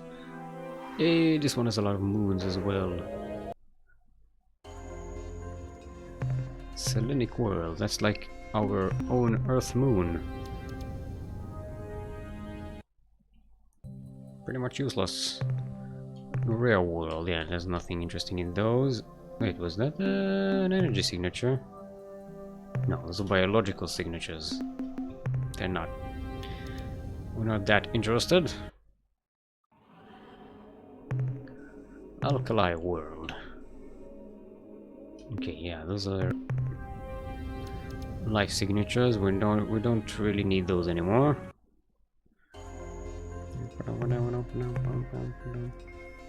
Yeah, it's another moon world, man. Planet, you have been disappointing. All your moons are disappointing. What about you, planet number 1? Number 1. I want some good resources. What are you, a Xenolithic world? Yeah, it's got some gold. We'll take the gold. Platinum.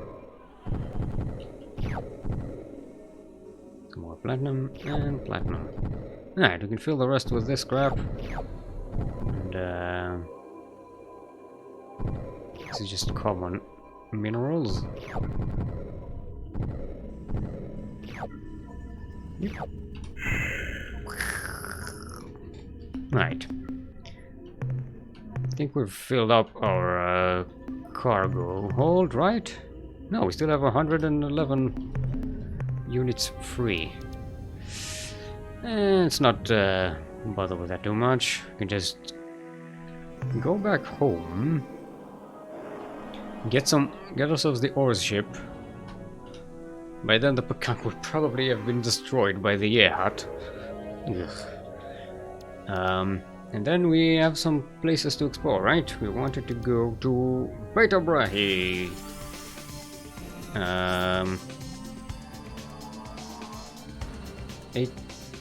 Double pick it there, we explore that. Ep.3 we haven't explored. We did that, we did this. Rainbow World, we did this. Alpha Lalande. There was nothing there.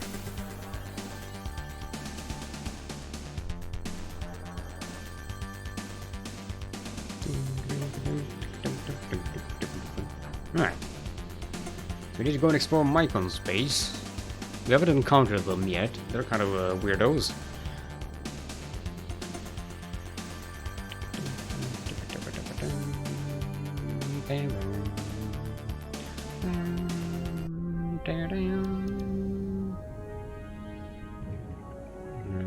Should probably get a bathroom break soon. Because we've been drinking some tea, Earl Grey hot. Yo, I'm at Commander. your disposal, Captain. I have some information I think you should hear. Yeah. We've been invaded by an alien race calling themselves the Ors, though so far the invasion is a friendly one. The fish-like creatures have been stomping around the base in their robotic, walking exoskeletons, which look like combat vac suits if you ask me. Because they are. Based on the summary reports I've seen on their Nemesis ship design, I have but a single comment. I like it. I'd say we have quite a nasty little surprise in store for the Ur-Quan the next time you tangle with them. Mm-hmm. Alright, I have minerals to offload, Commander. Brup, brup, brup, brup. Okay, More that's fuel good. for the fire, eh, Captain?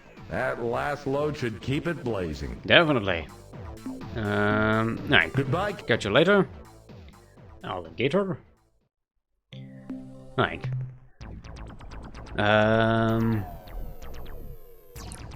Let's go take a short bathroom break, and I will be back in just a couple of minutes. Go get myself some more water, get rid of some water, get some more new water. You know, it's a replacement thing. It's a whole ecosystem. That's how it works. You know, drinking. You do know how to drink water, right? I don't have to explain that. Catch you in a minute.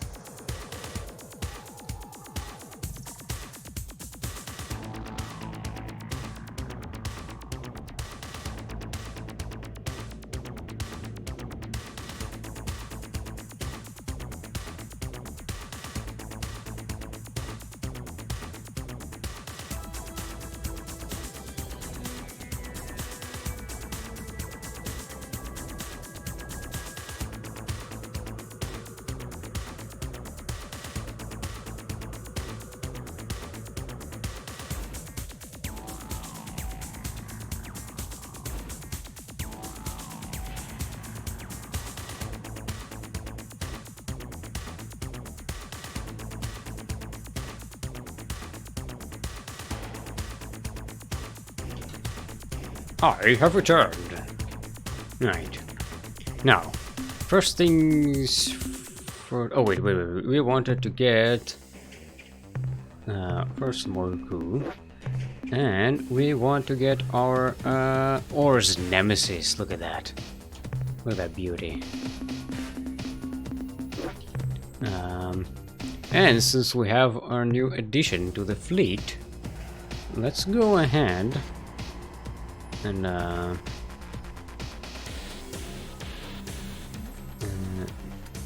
that. That's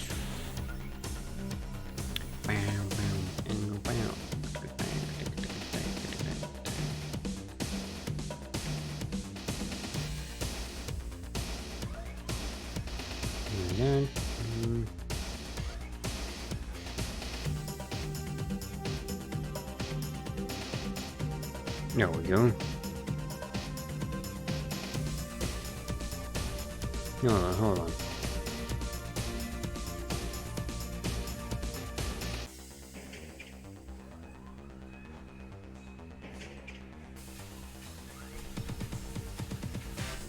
There we go. Over here, see? Now we have an ore ship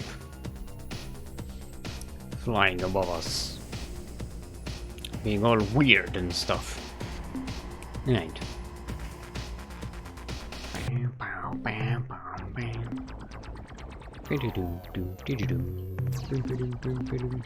Alright, let's move these fuel tanks here. Get ourselves another shot. Let's take another higher system. Ah, we don't have enough for another Shiva furnace. Yeah, we already don't have enough for a Shiva furnace, so let's forget that. Get one of these.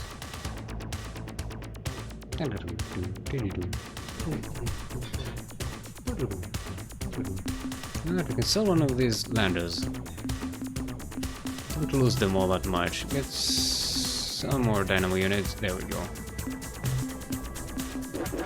And we can buy the rest of our fuel from the Normie, right? Save game. And we wanted to go out to Ep.3, right? Okay.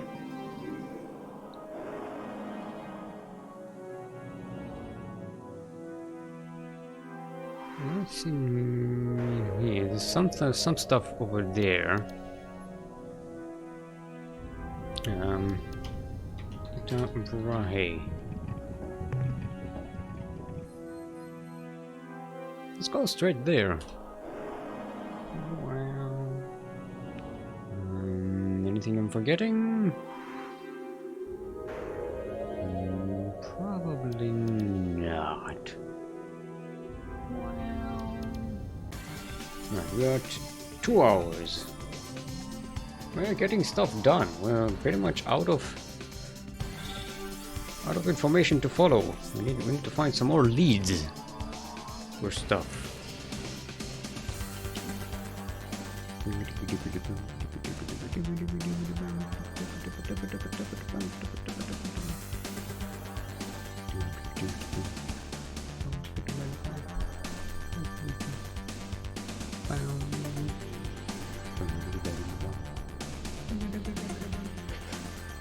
See, this is back in the days, used to actually, you know, we needed to write things. This looks invisible. This is a notepad, believe me. Actually, my face looks a little more invisible than usual. Kind of off-putting. Back in the day, we used to have to write things down.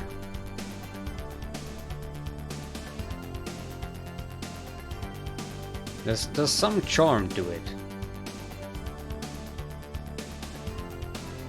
Calculation, color key.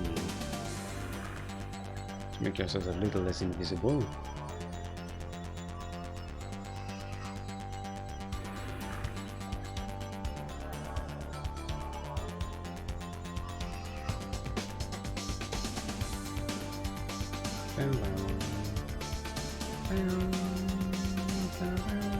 Yes.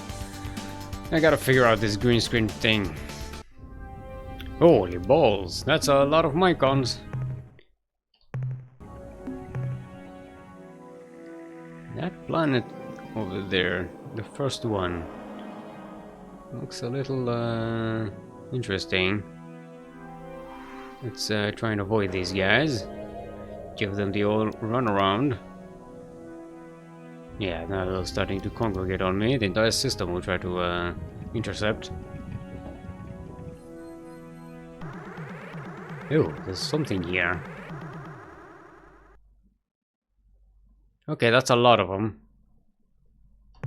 This is a special place filled with Jaffa-Wap. We must not allow it to be soiled by the Non.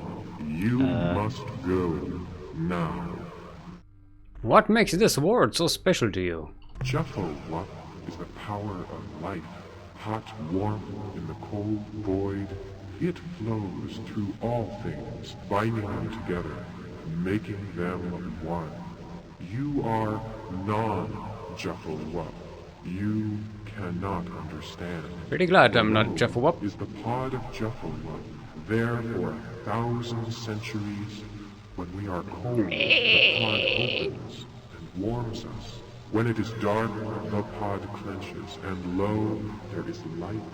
You are the non. The pod is not for you. You must leave. Okay, so there's definitely here something here. We'll just be going now. You are the non. You must go now and never return. Alright, so these are the Mycon. Oh, look at that. They're letting us leave. They're not being hostile and crap. Okay, so that's the space right here. We've discovered them. What's this green planet over here? Organon. That's important for some reason. Oh, I remember what it does. Hyperion. Editary. How do we get the map that shows us? Well, maybe that's an HD thing. There was a way to open up this map that shows you the constellations.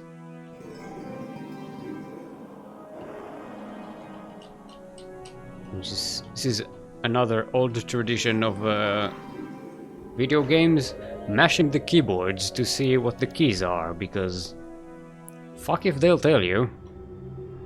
Zoom in, zoom out. Right.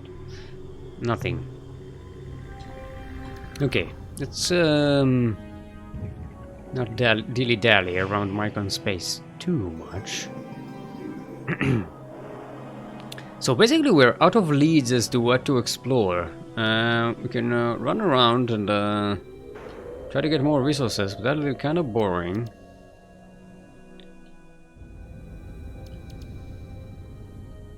Let's try and talk to other species, get some information. Maybe we'll start buying information from whatever their face is. Manome. Let's go here.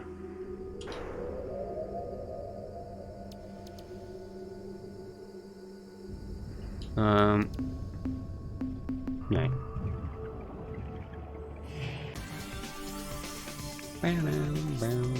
The Mycon will usually be hostile towards us. They're just in this system, they're kind of... They want to avoid conflict for some reason.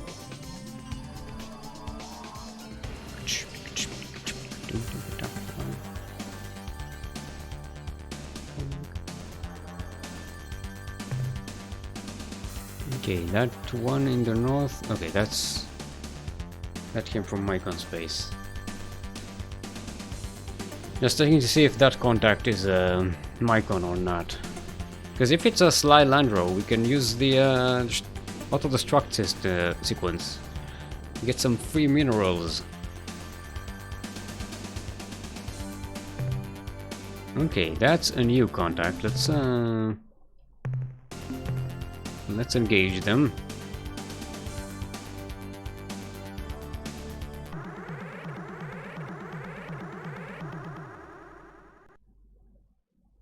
Oh, hello. Greetings, friend and fellow explorer. You look evil. I'm an officer of the Crimson Corporation. We are the Druge. We are delighted to make your acquaintance and hope that we can do business together. Should your desires be similar, please hurry to our main trading world at Zeta Persei 1. Zeta Persei 1.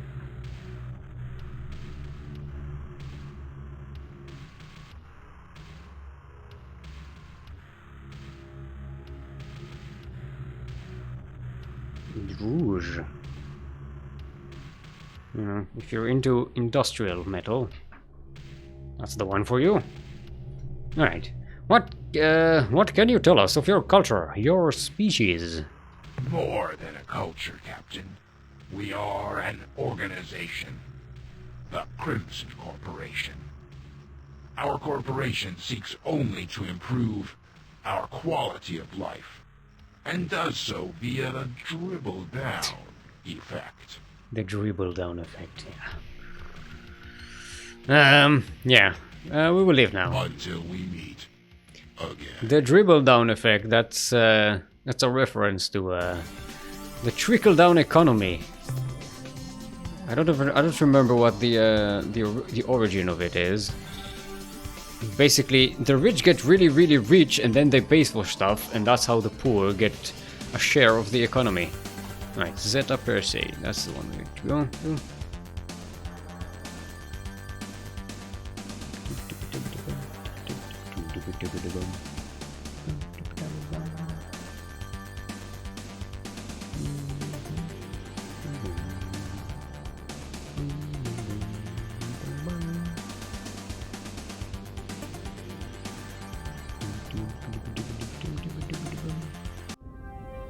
Alrighty. Let's start exploring here. We'll probably get intercepted soon, which is going to be annoying, but you know. Their ships are really, really slow. Mineral scan, energy scan, biological scan. Right, this is not all that good. We're only picking up the good stuff.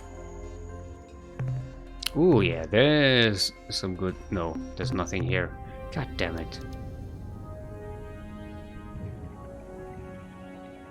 So many of these planets are just disappointing. Yo! Ah, the young starship captain from Earth.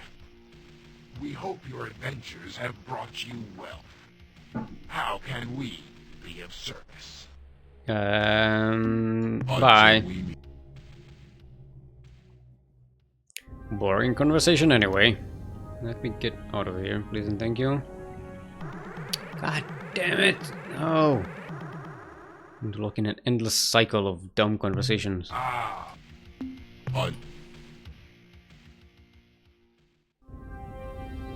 let's just sit here and wait for everyone to just move along. There we go. Ugh. See what I'm saying about this game making you an introvert who doesn't like to talk to other people? Even your friends? Just like, I don't want to start a conversation. Okay, some life signatures, but that's it. Don't really need that. Not at the moment. Okay, now... this planet. There's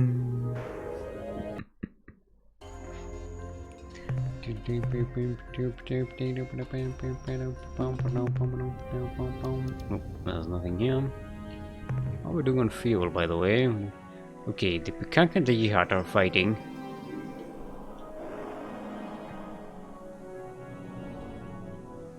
I think we pretty much got all we need from the Pekank at this moment. I am going to keep their ships with me as much as I can, because they're going to be useful later on. Infrared world. Okay, that's got fuck all. This system has been... I don't know if they already gathered all the resources here, or is this a poor place to begin with? It wouldn't be surprising if this Crimson Corporation... Attention, alien scoured this system and you have depleted it. At the central trade world of the Crimson Corporation, home of the Druge. Be welcome and take advantage of our excellent deal. What can you tell us about this trade world of yours? This is the heart of our operation, the vital core of the Crimson Corporation. 1 million deals are made here each day, perhaps more. You would be wise to take advantage of all our services, Captain. You will not find better deals anywhere. I would like to make a purchase then. Since this is your first time trading with us, Captain, allow me to explain our standard operating procedures. Yeah. We will sell you fuel, ancient artifacts, even our own Mauler starships. All that we ask in return is that you assign some of your crew to serving here at our trade world on a permanent basis. Gee, isn't that kind of like slave trading? No, Captain. Slaves have no choice in their destiny, no freedom.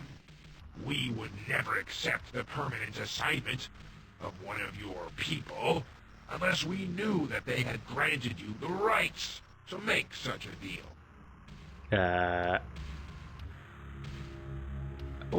What?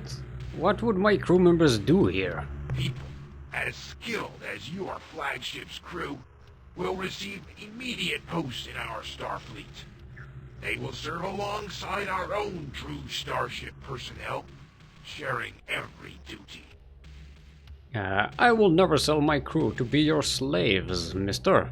This is a great loss for us both. But we will not make an exception in your case. However, please try to be receptive to what I am about to say. We have taken the liberty of entering your ship's computer system. Who gave you authorization? The agreement signed by the Earthling volunteers who serve aboard your vessel. As we expected, we found that they have promised to obey you, Captain. Under every circumstance, no exceptions. You are fully within your rights to deal with us in our required manner. Should you change your mind, we will always be ready to work with you, Captain. No. Return soon, Captain. Your patronage is appreciated. Yeah, no, the chains and everything, they don't leave me comfortable with this. So what if I have the authority to sell my crew to slavery? Doesn't mean I should be doing that. That's fucking awful. Alright, the Pekunk are gone. Oh no. Oh no.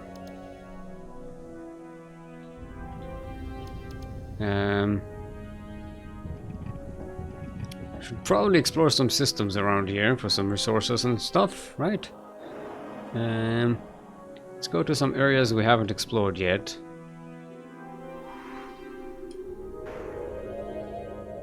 Finishes. Hey, finishes. That system always finishes last.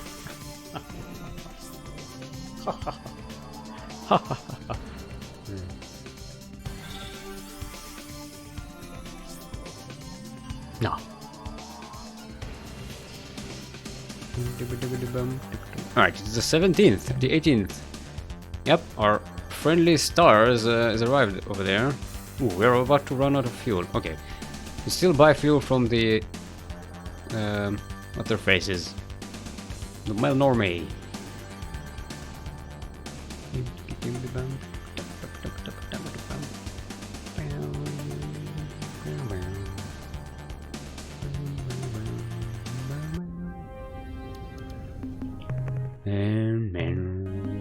Wow.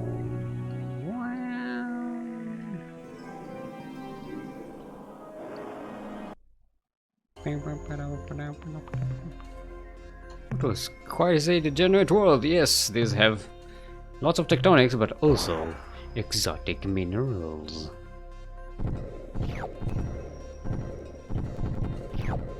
Degenerate matter. That is degenerate matters. Apparently, it's very exotic. Go figure. Alright.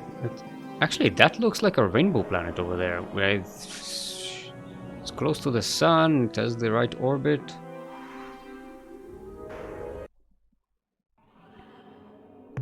Ooh, metal world. It's a world of metal, where the metal rains from the sky. Alright, we're not going to be bothering with these creatures too much. Right? Yeah. This might be worth a bit. Alright, we're out of room already. Whoa, whoa, whoa. Get the fuck out of here. Get out of here, nerd. Okay, these are worth a lot of credits, but yeah, we're not in want of credits with the Melnorme. So let's not waste time on that. This looks like a rainbow planet. It does, it does. I hope. Nope. It's a treasure world. It's very high temperature though. No, not too high. Shouldn't be that bad. Just the occasional fires.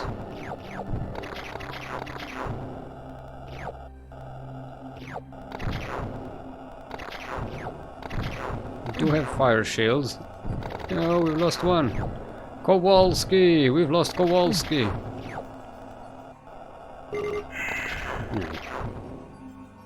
Let's drop just to pick that up. And then we'll get the fuck out.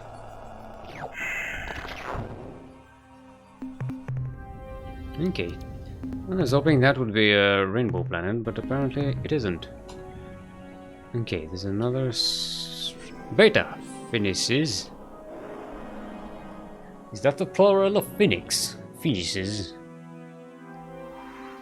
I think we finally found the plural of phoenix.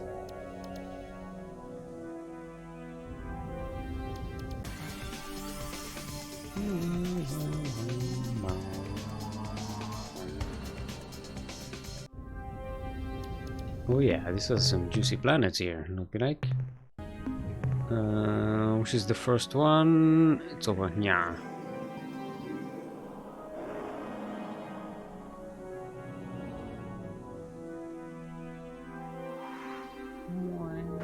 Well, the seventh one, not the first one. We're going at them from last to first. Nah. This is no good. Wait, oh, wrong. Okay. We went to planet 5 instead of planet 6. Ooh, Pellucid world. Give us some exotics. No. God damn it.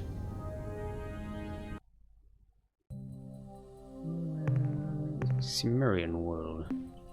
Nope.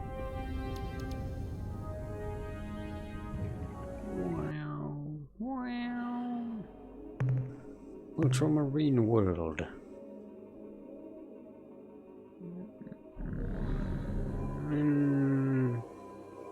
It's a lot of green and blue stuff, and it's pretty safe, so why not?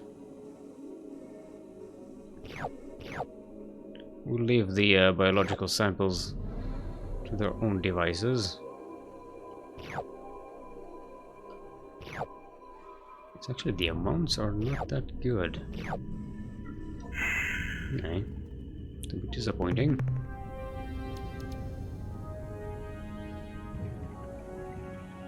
Okay. We need to go back to planet 6 now, which is, I think, this one. Tiny little purple dot.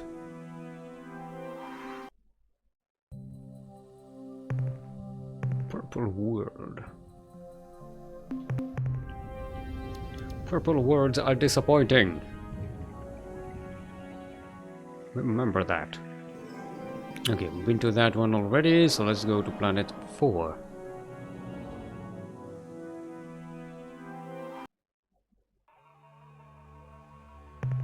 Telluric world. Yeah, it's got some gold in it. Let's start here. I didn't check the conditions, but it looks safe enough. I can hear some tectonics.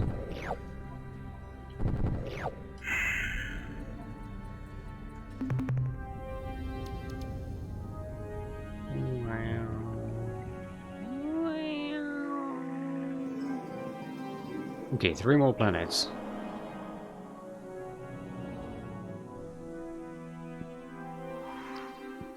This is kind of the annoying, well, not annoying. It's a stage of the game where you kind of have the resources you pretty much need. You're not really collecting them as diligently. That's actually not radioactive. Don't really want that.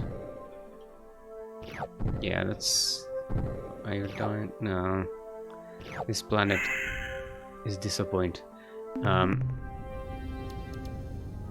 You kind of have it, and you're just going to planets, just searching for like stuff, interesting stuff. You're not actually as hungry for resources as you were at the beginning of the game. So it's basically just going into a planet, doing a scan, finding nothing interesting, moving away. Going to another planet, scan, see nothing interesting, move away.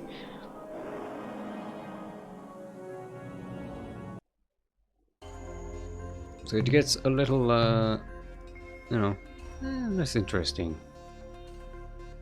It's blue stuff. No, we're picking green stuff and above. Alright, that's planet 1. So, we're done with this system. Let's go to the Alpha Finishes. What was that? This was the Delta? Gamma. Gamma is the 3rd letter.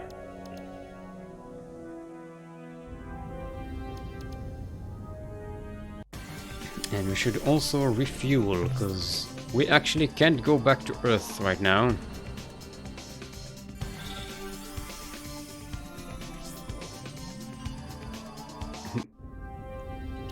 Okay, this looks like a rainbow planet over there. It's really close to the sun. That's usually means a rainbow planet.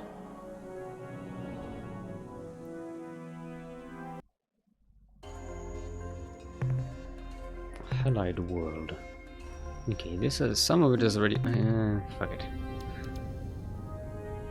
Some of it is radioactives, which are worth 8, and some of it is just acids, which are worth 2.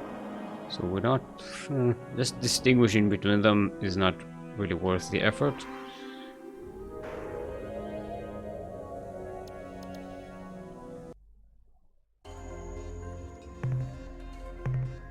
Yeah, it's another halide world. This is where I like a bit of some better acceleration in the game. Just to get this traveling stuff out easier. You know, getting in and out of every planet can get a little daunting. Noble world. Yeah, nah.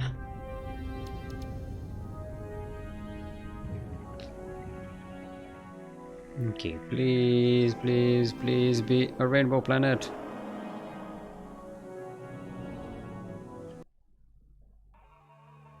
No! God damn it. Lanthanide world. Okay, that's a lot of green stuff, but class 8 tectonics. Right, this is like the 2nd planet we encounter that looks like it's going to be a rainbow planet, but it isn't. Okay, let's just go out of the system. I want to try and use the Umga caster to summon the Melnome. I haven't said anything about it in the previous thingy, but I remember we can summon them.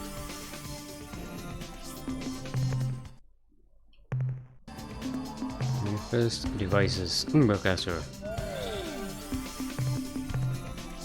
Right. Yep, there we go. Hello. I must warn you, Captain. This is the time of the month we Melnorme drive exceptionally hard bargains. Beware. Now, what can we... Okay, let's sell some alien life forms. Make some purchases. Buy fuel.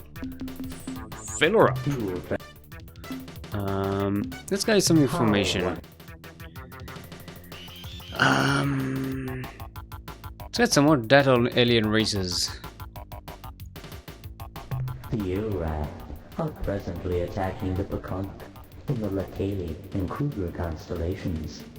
These beings have slavish devotion to their dark gods Dogar and These are these spider which people. in the past few years has been used against them by the Unga. If you need to manipulate the Ur-Quan, we suggest you discover the Unga's technique and duplicate it. I think you've already found that out, by the way. The Unga caster. Let's get some more useful data on alien races. The Pecanque are a mystical offshoot. Keeps telling me of the stuff about Yayok people I already know species, about. who left their bird brothers long ago to found a peaceful enclave in the Kruger and Geitless stars. At the present time, the Pecanque are defending themselves against the Ur-Quan. No, they've killed who themselves. have been commanded to attack the happy birds by Dogar and Kazan. The Pecanque may be unwilling to make a formal alliance with you, but we have confidence that if you explain yourself honestly, they will help your efforts against the Ur-Quan. Yeah, we've been through that. Alright. Can we get to information on alien races we haven't encountered yet, please, and thank you? The creatures presently fighting the Ur-Quan are called the Korra.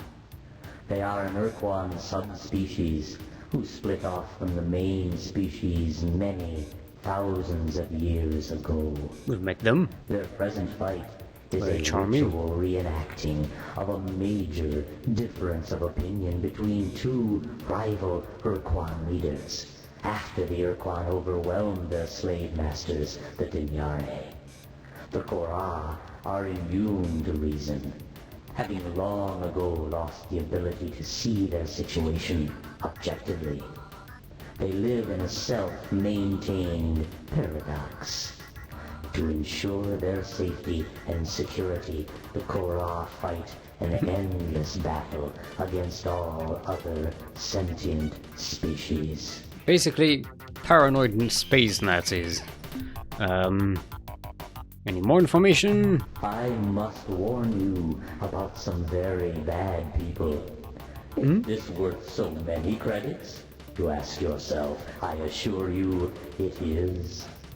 The creatures are called the Druge. We've met them. And they are a callous and evil race. Also competition. They care for nothing but profit and personal gain through unfair mercantile exchanges. Why are you looking at me like that, Captain? It is not appropriate. As I was saying, these wicked creatures will try to sell you commodities at unreasonably low prices. Boy, they almost give away fuel. Do not fall for their tricks. There are hidden costs, secret tariffs. So that you may avoid them, I will tell you that their main trade world is Zeta Persei 1. We've been there. Why are you smiling, Captain? I'm not. I fucking hate the Druge. They're slave traders. Okay, please give me some useful information, thank you. The Berbixies race evolved on the planet Arcturus 1.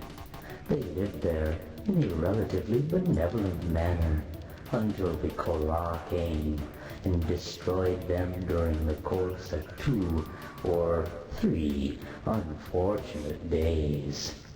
The Druge were largely responsible for the Korra finding the Berbixies.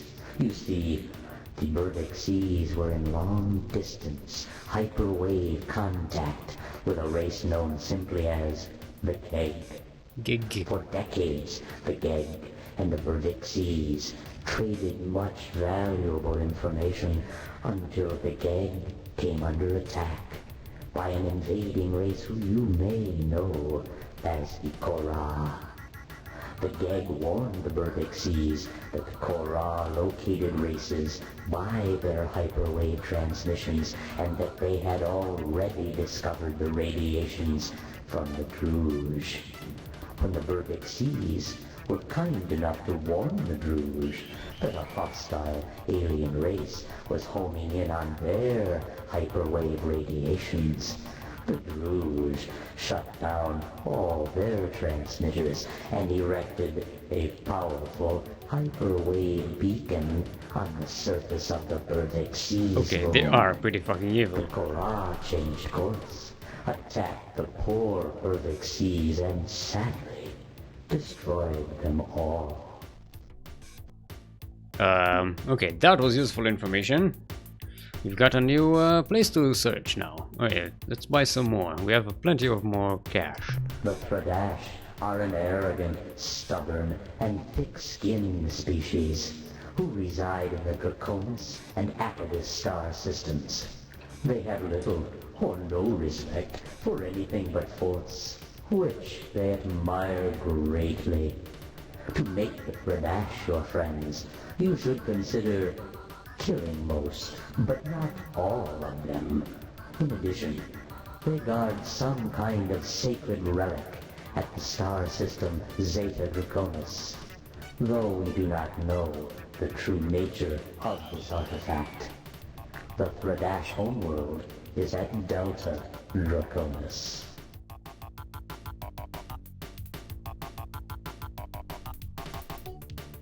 Okay. This is an artifact. That is their homeworld. Okay. Now we're starting to get some good info. Alright, we'll play some more then. After the war, the Chenjesku and the Mernherm chose to be slave-shielded on the Chenjesu's homeworld at Procyon. We suspect that they are melding their two species to form some kind of new hybrid race, a race which may well be powerful enough to destroy the Ur-Quan single-handedly.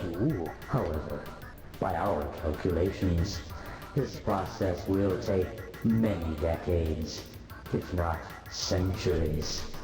Should you wish to talk to them, we recommend you invest in a hyperwave broadcasting system, which is powerful enough to penetrate the shield around their world. We already have one, thank you. Let's buy some more info. We're starting to get some juicy stuff. This is about the Fradash, this is the Chenjesu and Murmurherm. And what was that? The Burvexes in Arcturus 1. This should be our next stop. Alright, there's more. Ur-Quan are using this time, while the Ur-Quan have their attention elsewhere, to expand their sphere of influence as fast as possible. The Mycon colonize planets by launching tough spore pods from orbit and injecting them under the planet's surface. Months later, after the spores have grown hundreds of thick, fibrous tendrils under the planet's crust, the tendrils suddenly thrust up out of the planet and create huge calderas. Not incidentally, filling the planet's atmosphere with the Mycon's preferred gases, clouds of superheated steam and sulfuric acid. Okay, that's useful. Let's get some more info then. Following the end of the war, the Androsim began experimenting with Actually, interdimensional learned about that fatigue, nonsense. a process which is related to your faster-than-light drive, but involves dimensions far more alien than hyperspace. They had just made a major breakthrough when they were suddenly wiped out by a race called the Ors, who appeared seemingly out of nowhere. Actually, we don't know what the Ors did to the Anchorcent. They're just all gone. Okay, that's again creepy. But those are our allies. Don't mess with them. They're right here. Right. Still have lots of cash. Let's get some more info. The Arilulale are a mysterious race of IDF beings. IDF meaning interdimensional fatigue. They do not reside in this galaxy, or in fact, anywhere in this universe. Okay. While it is true that the Arilu are rarely seen far from the Colombe star group, they do make regular, secret visits to your world, and have done so for centuries. Ever since Earth was stage-shielded, they have focused their attention on the humans aboard the starbase, many of whom are now members of your crew. Okay. Though the Arilulale always smile and are never overtly hostile, we believe that they have a secret agenda which somehow involves your planet Earth. These secret plans may or may not cause grief and woe to you Earthlings. Okay, that's some information then. Alright, let's get some more. Just under 20 years ago, the brave and suicidal Shofixti Met them. annihilated their species by exploding a precursor device, some kind of bomb, in the interior of their sun. The resulting storm of solar flares cooked the life off the Shofixti homeworld and incinerated over 100 Ur-Quan dreadnoughts which had just entered the system to conquer the Shofixti. In actuality, there are still at least a dozen Shofixti left alive in the galaxy. 1 or 2 are at Delta Gorno, guarding the dead hulk of their once beautiful world. Others can be found in Vox space. Oh, okay. So there's some 16 Vox space then. Alright, we still have plenty of credits. We have enough for like 9 more pieces of information. The Slilandro are a mostly non-solid sentient Oh, we met them. race who live in a gas giant at Beta Cori.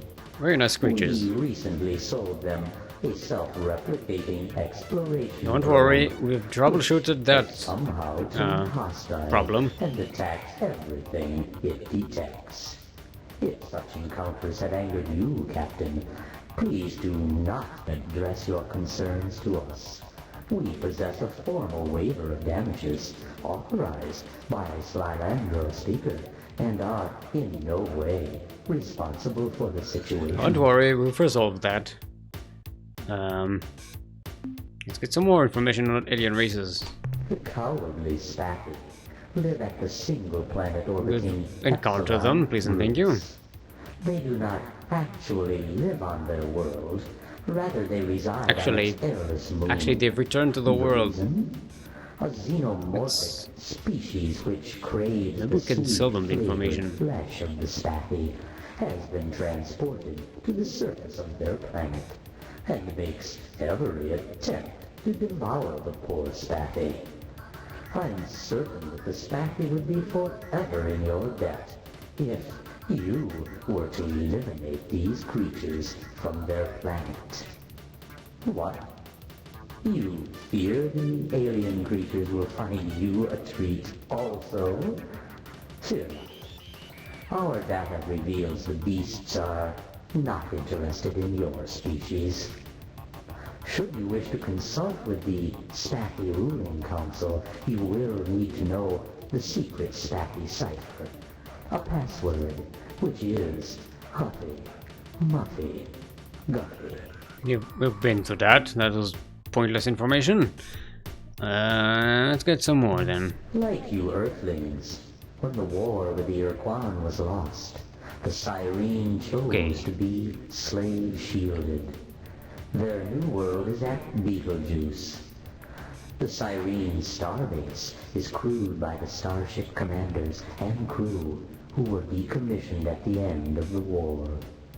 Though the Cyrene hate the Ur-Quan with a vengeance, they are unlikely to offer you assistance unless you reveal to them the truth behind the tragedy of their original homeworld, Syra, which was destroyed by the birth of a Marcon Deep child a century ago. And what was that?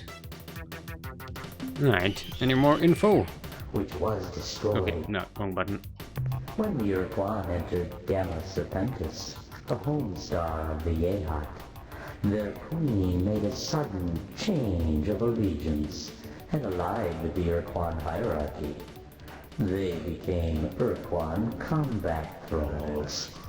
This act was viewed by most Yehat starship officers as ultimately dishonorable, the desperate act of a corrupt regent to maintain her throne.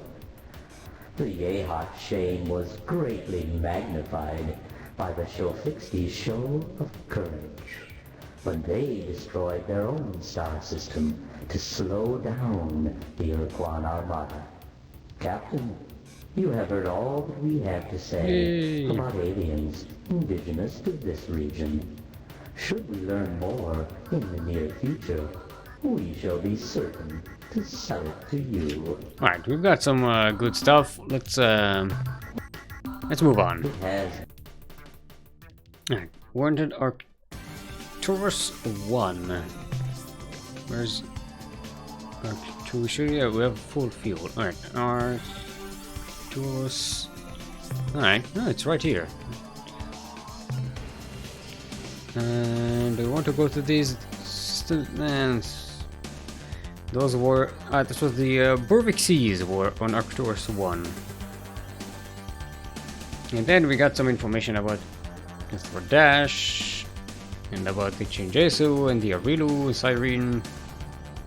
Yeah, we've already met the Yehat, so that's not that useful, but yeah.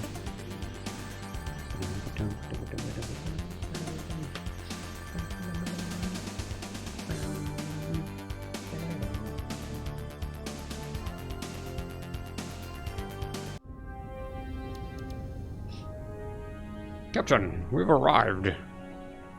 Well, number one. It's start. Oh, it was Arcturus 1. So the planet closest to the sun. So just go through these and get some resources along the way. Anyway, wait a minute. There's our roster. Can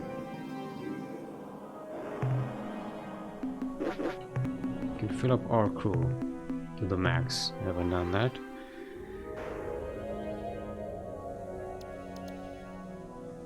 It's a gas giant with only one moon. Could be a treasure world though. It's a yellow one. Is it good? No, it's a shitty rare world. No world.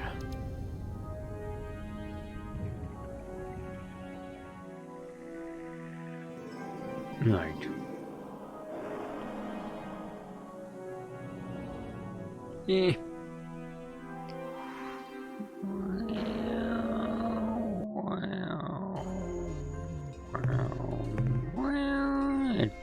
It sometimes has soul crystals, which are good and exotic and expensive. Yep, it's the good stuff. That is of the good stuff. Alright. There's this one.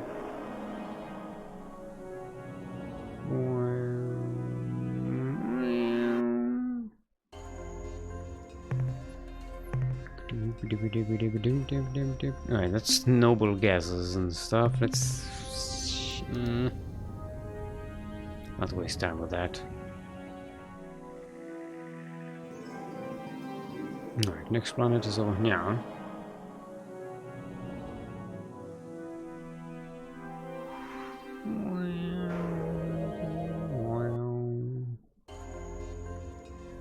Yeah, water world.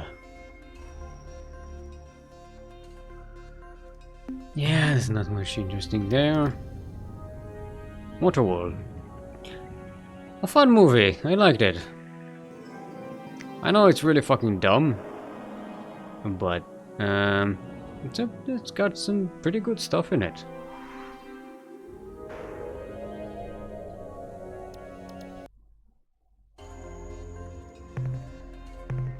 It's another noble world. You know what? Let's go down there, fill up this crap. Yeah, does have some tectonics, so may not be worth it. We have to explain to someone's mother why I let them die for a bunch of minerals that weren't all that good, and I didn't really want. Yes. The life and responsibilities of a starship captain are many. Alright, Klondike world. Got fuck all. You, planet 2, are disappointing. Let's see if planet 1 has something a little more interesting.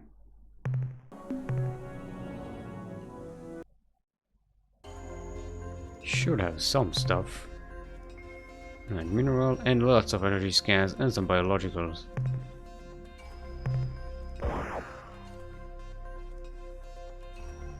Alright. Yeah, these are Mycon looking things here.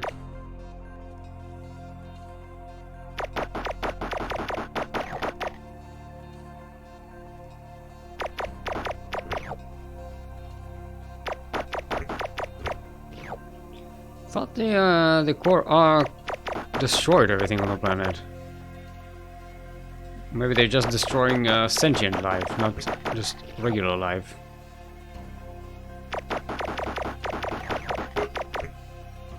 Okay. No more room for biological samples.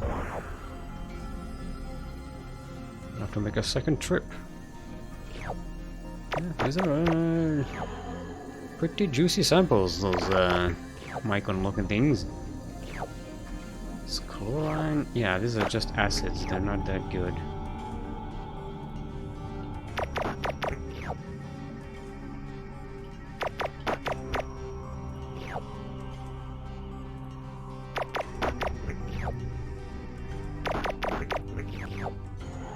Alright, there's one more living creature in here. Okay.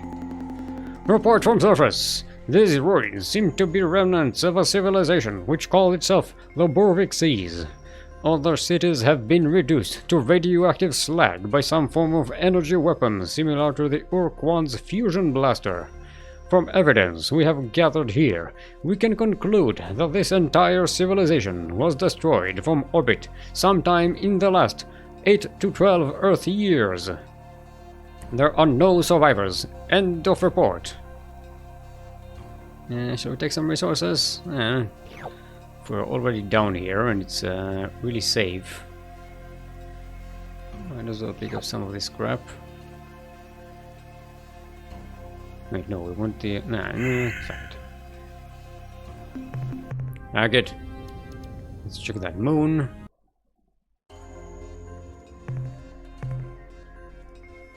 Alright, there's an energy signature. And some life signatures as well. Oh yes, this juicy gas. This will fetch a lot of credits.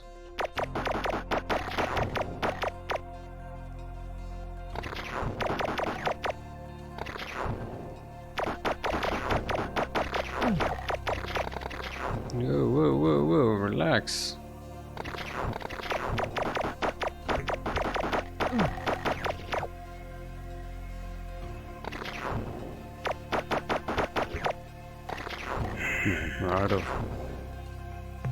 Out of disk space, anyway.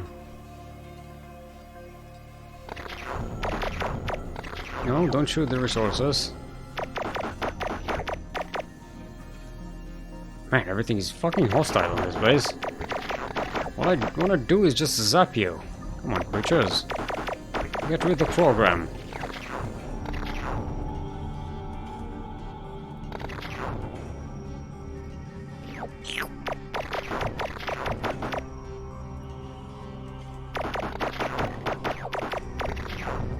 Okay, one last living creature on the surface.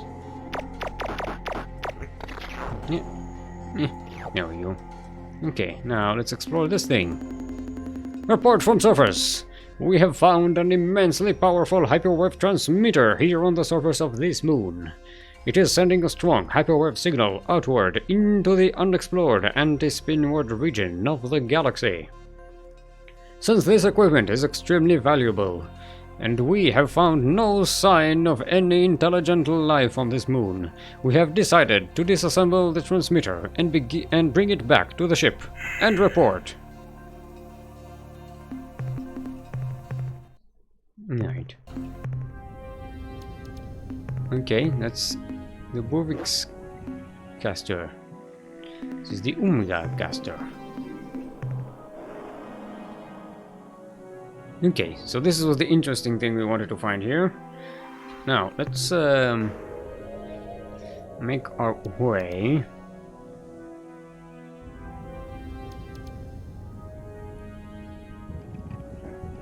Yeah, the Thordash, the Procyon, and Arilu, Cyrene.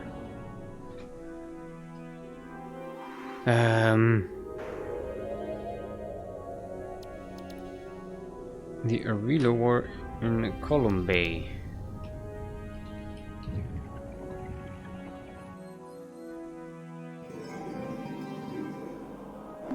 Wait, what?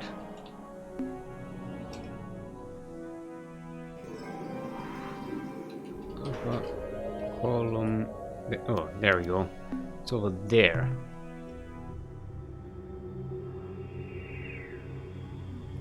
Yeah, that's where the that weird green planet appears. Somewhere in here, was it?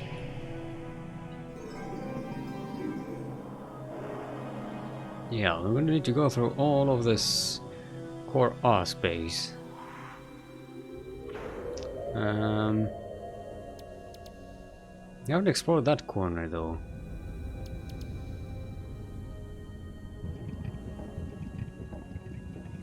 Yeah, let's go there. Hopefully we can get there before the 17th of the next month, which will be when that special star opens up.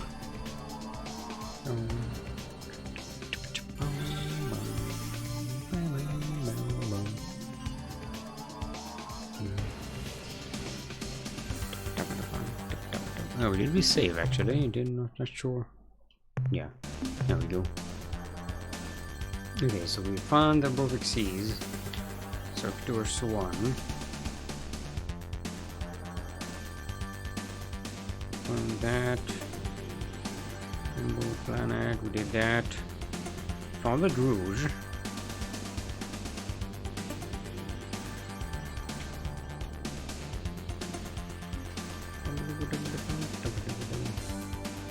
I mean, we could spend some time just fighting some Ur-Quan here.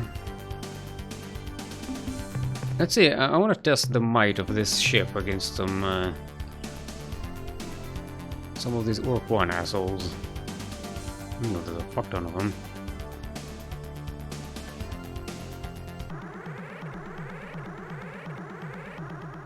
Let's see, green or black? Ooh, the green ones. Converse. What? A human in a precursor service vehicle? How did you escape the slave shield, human? Or are you a rogue? Why do you wish to okay, I guess I surrender. Why do you wish to enslave us? Although you can consider us the enemy. These conclusions are flawed. We are your salvation. We bring you peace. A peace built upon our social framework, imposed upon your planet, a new world order in which your prosperity and security are assured by the Ur-Quan. Okay.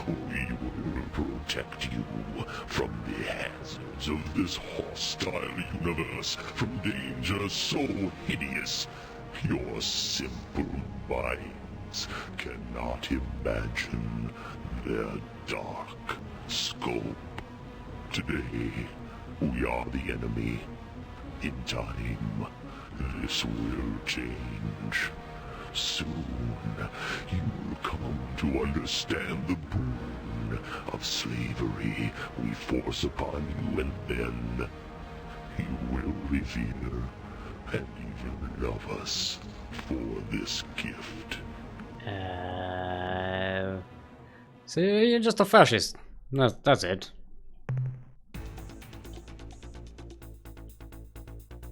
Right. Usually they launch fighters. They're not going to do this now because I have my point defense shield.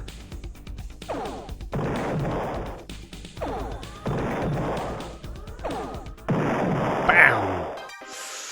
So good.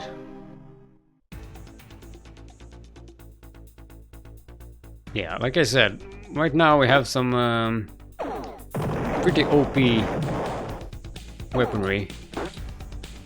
We still take damage here, but yeah, we could pretty much destroy these if we're careful without taking any damage.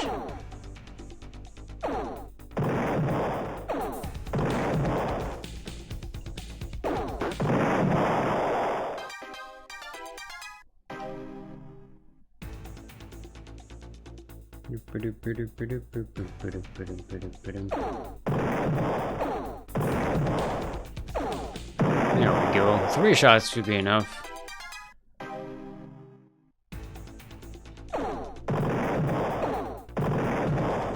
Yeah. This is so ridiculous. Yeah, the flagship can get quite OP quite quickly. Okay. Let's continue on our way. We met the Ur-Quan. See, now we can see them, the green circle and the black circle, fighting one another.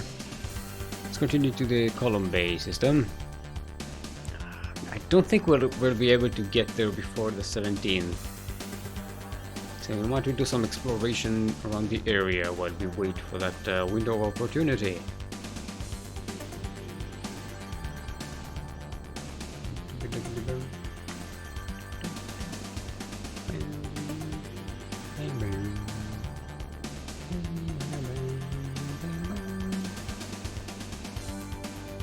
Yep, I'm going to do some evasive maneuvers here.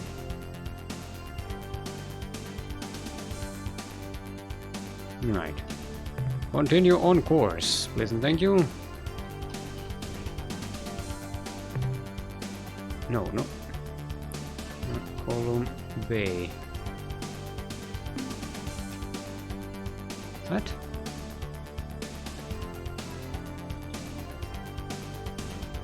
Column. There we go.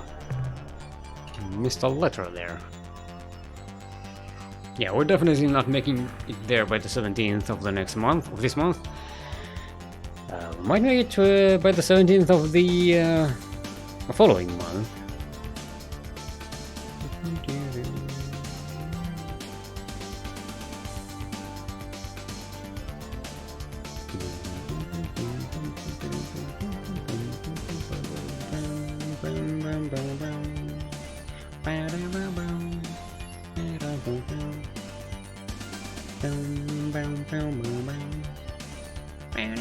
It's a lot of fucking signatures there.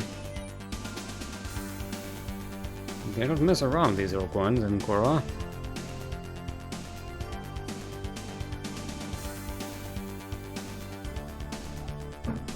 Right. I say let's go find that weird planet that's been star. Sorry, that's going blinking in and out of the our map, and we'll end the stream there. We're just about getting to 3 hours now. All right, this is okay. That's a ship we don't know.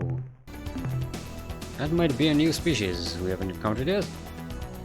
They are moving really slow. I think I know who these are.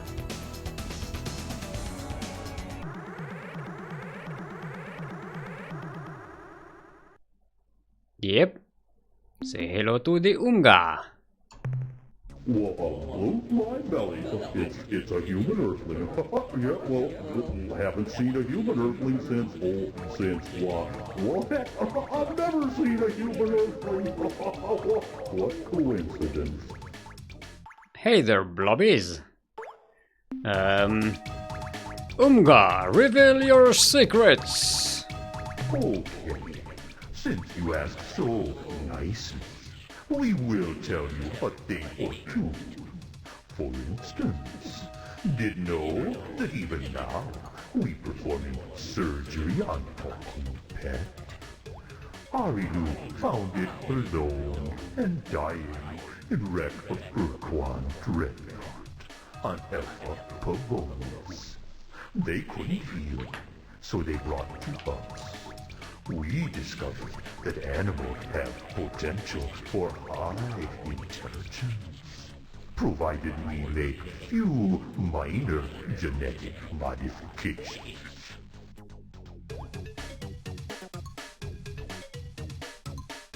Okay, that's interesting. Thank you for that information. Now the Umga are battle thralls of the Ur-Quan. Wonder why they're so friendly towards us. Here's our credo. Freedom from Ur-Quan. What do you say? Freedom, very good thing. It's so much easier to make good jokes without boring old Ur-Quan slave laws. We wanting to pull real good one on those stupid nosers from Draconis for a long time. But since they battle thralls, Dash, right? we not allowed to even small pranks on them. Like, say, dropping planetoid in their ocean. Big waves, big waves. This is so dangerously creepy. Look, I know we've had our differences in the past, but can't we be friends? Sure, oh sure, friend, oh sure. Who cares about boring old Ur-Quan and their slave laws?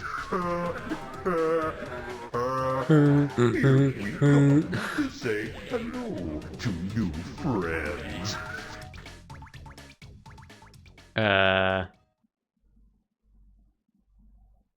Is that how you say hello to all your friends? Right. Those ships are pretty fucking useless. They're tiny and not very dangerous.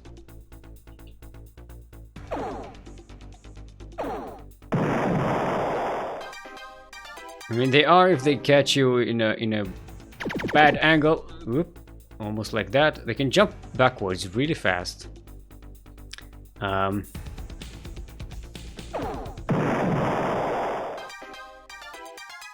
And they have this antimatter weapon, but it's very short range. Right. So we found the Umga. Let's continue. What did I say the thing was? Alpha Draconis. No?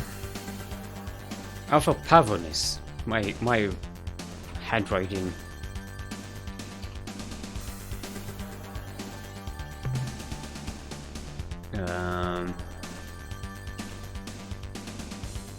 Actually, you know what? We want to get to this area first.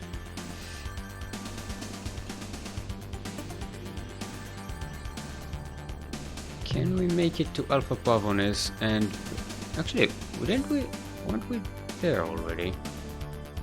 No. Can Alpha Pavonis? Can we make it by the 17th? I don't think we can.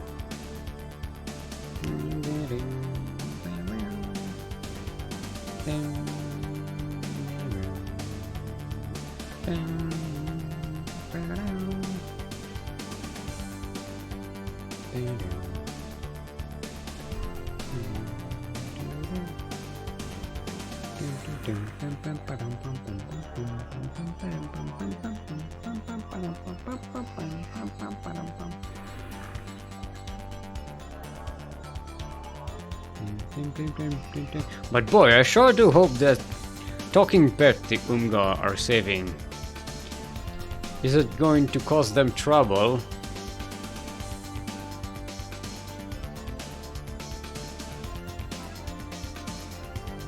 Alright. I don't think we can make it by the 17th. It'll take us too long to explore this planet. This system. But it is pretty damn hot in here. This is Alpha Pavonis. Did they say what number planet it was? We just have to go through all of them. God damn.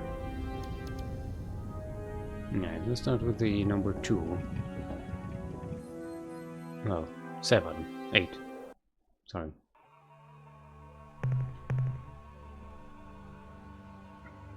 Okay, nothing interesting here.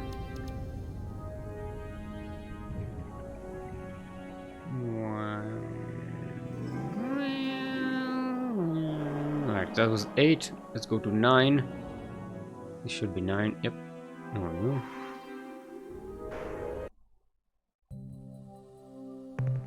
Acid world. Nope.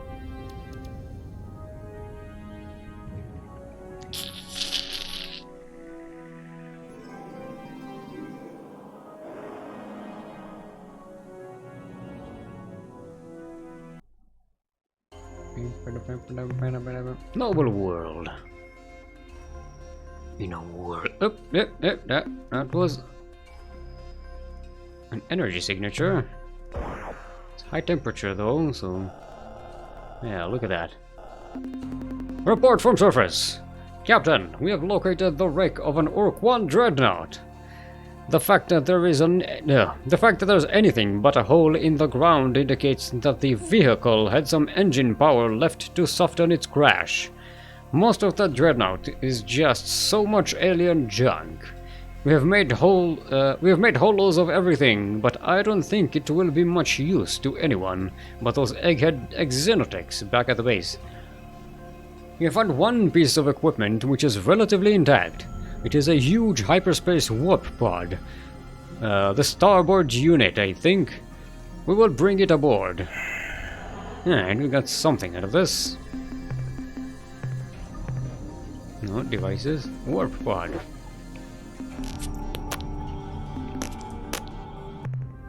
Alright. Now we need to get here by the 17th, which we probably won't be able to. You'll have to cycle through another month. This is part that always annoyed me about the game. However, after we finish with that, we'll probably be able to travel around a little easier. But I'll save that until the next stream, probably. Alright.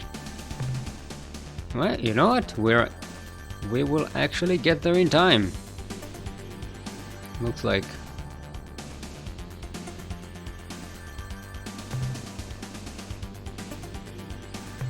Okay, there we go. That's the one.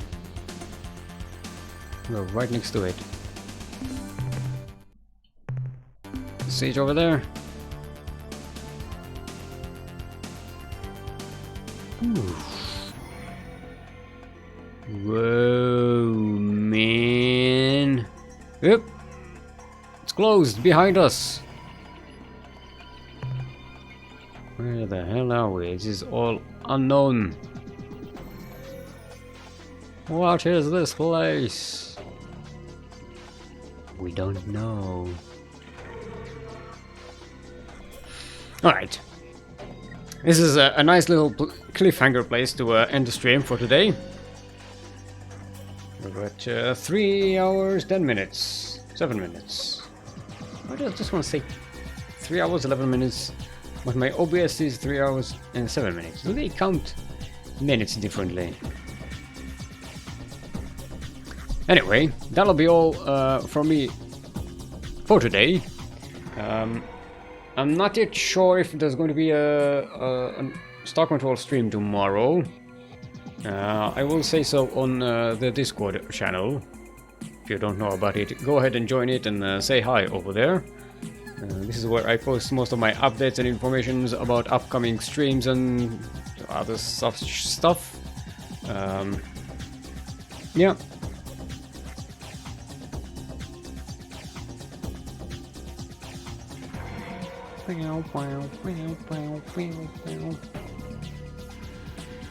Look at that, all the spaceships are dancing with me.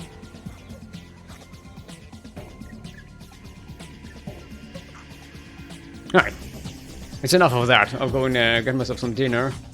And I will see you maybe tomorrow, probably on Monday, Tuesday. Tuesday, definitely. So have a great time. Feel free to follow the channel if you haven't already, and against you have, thank you. And I will see you later the week. Till then, that'll be all. Dismissed.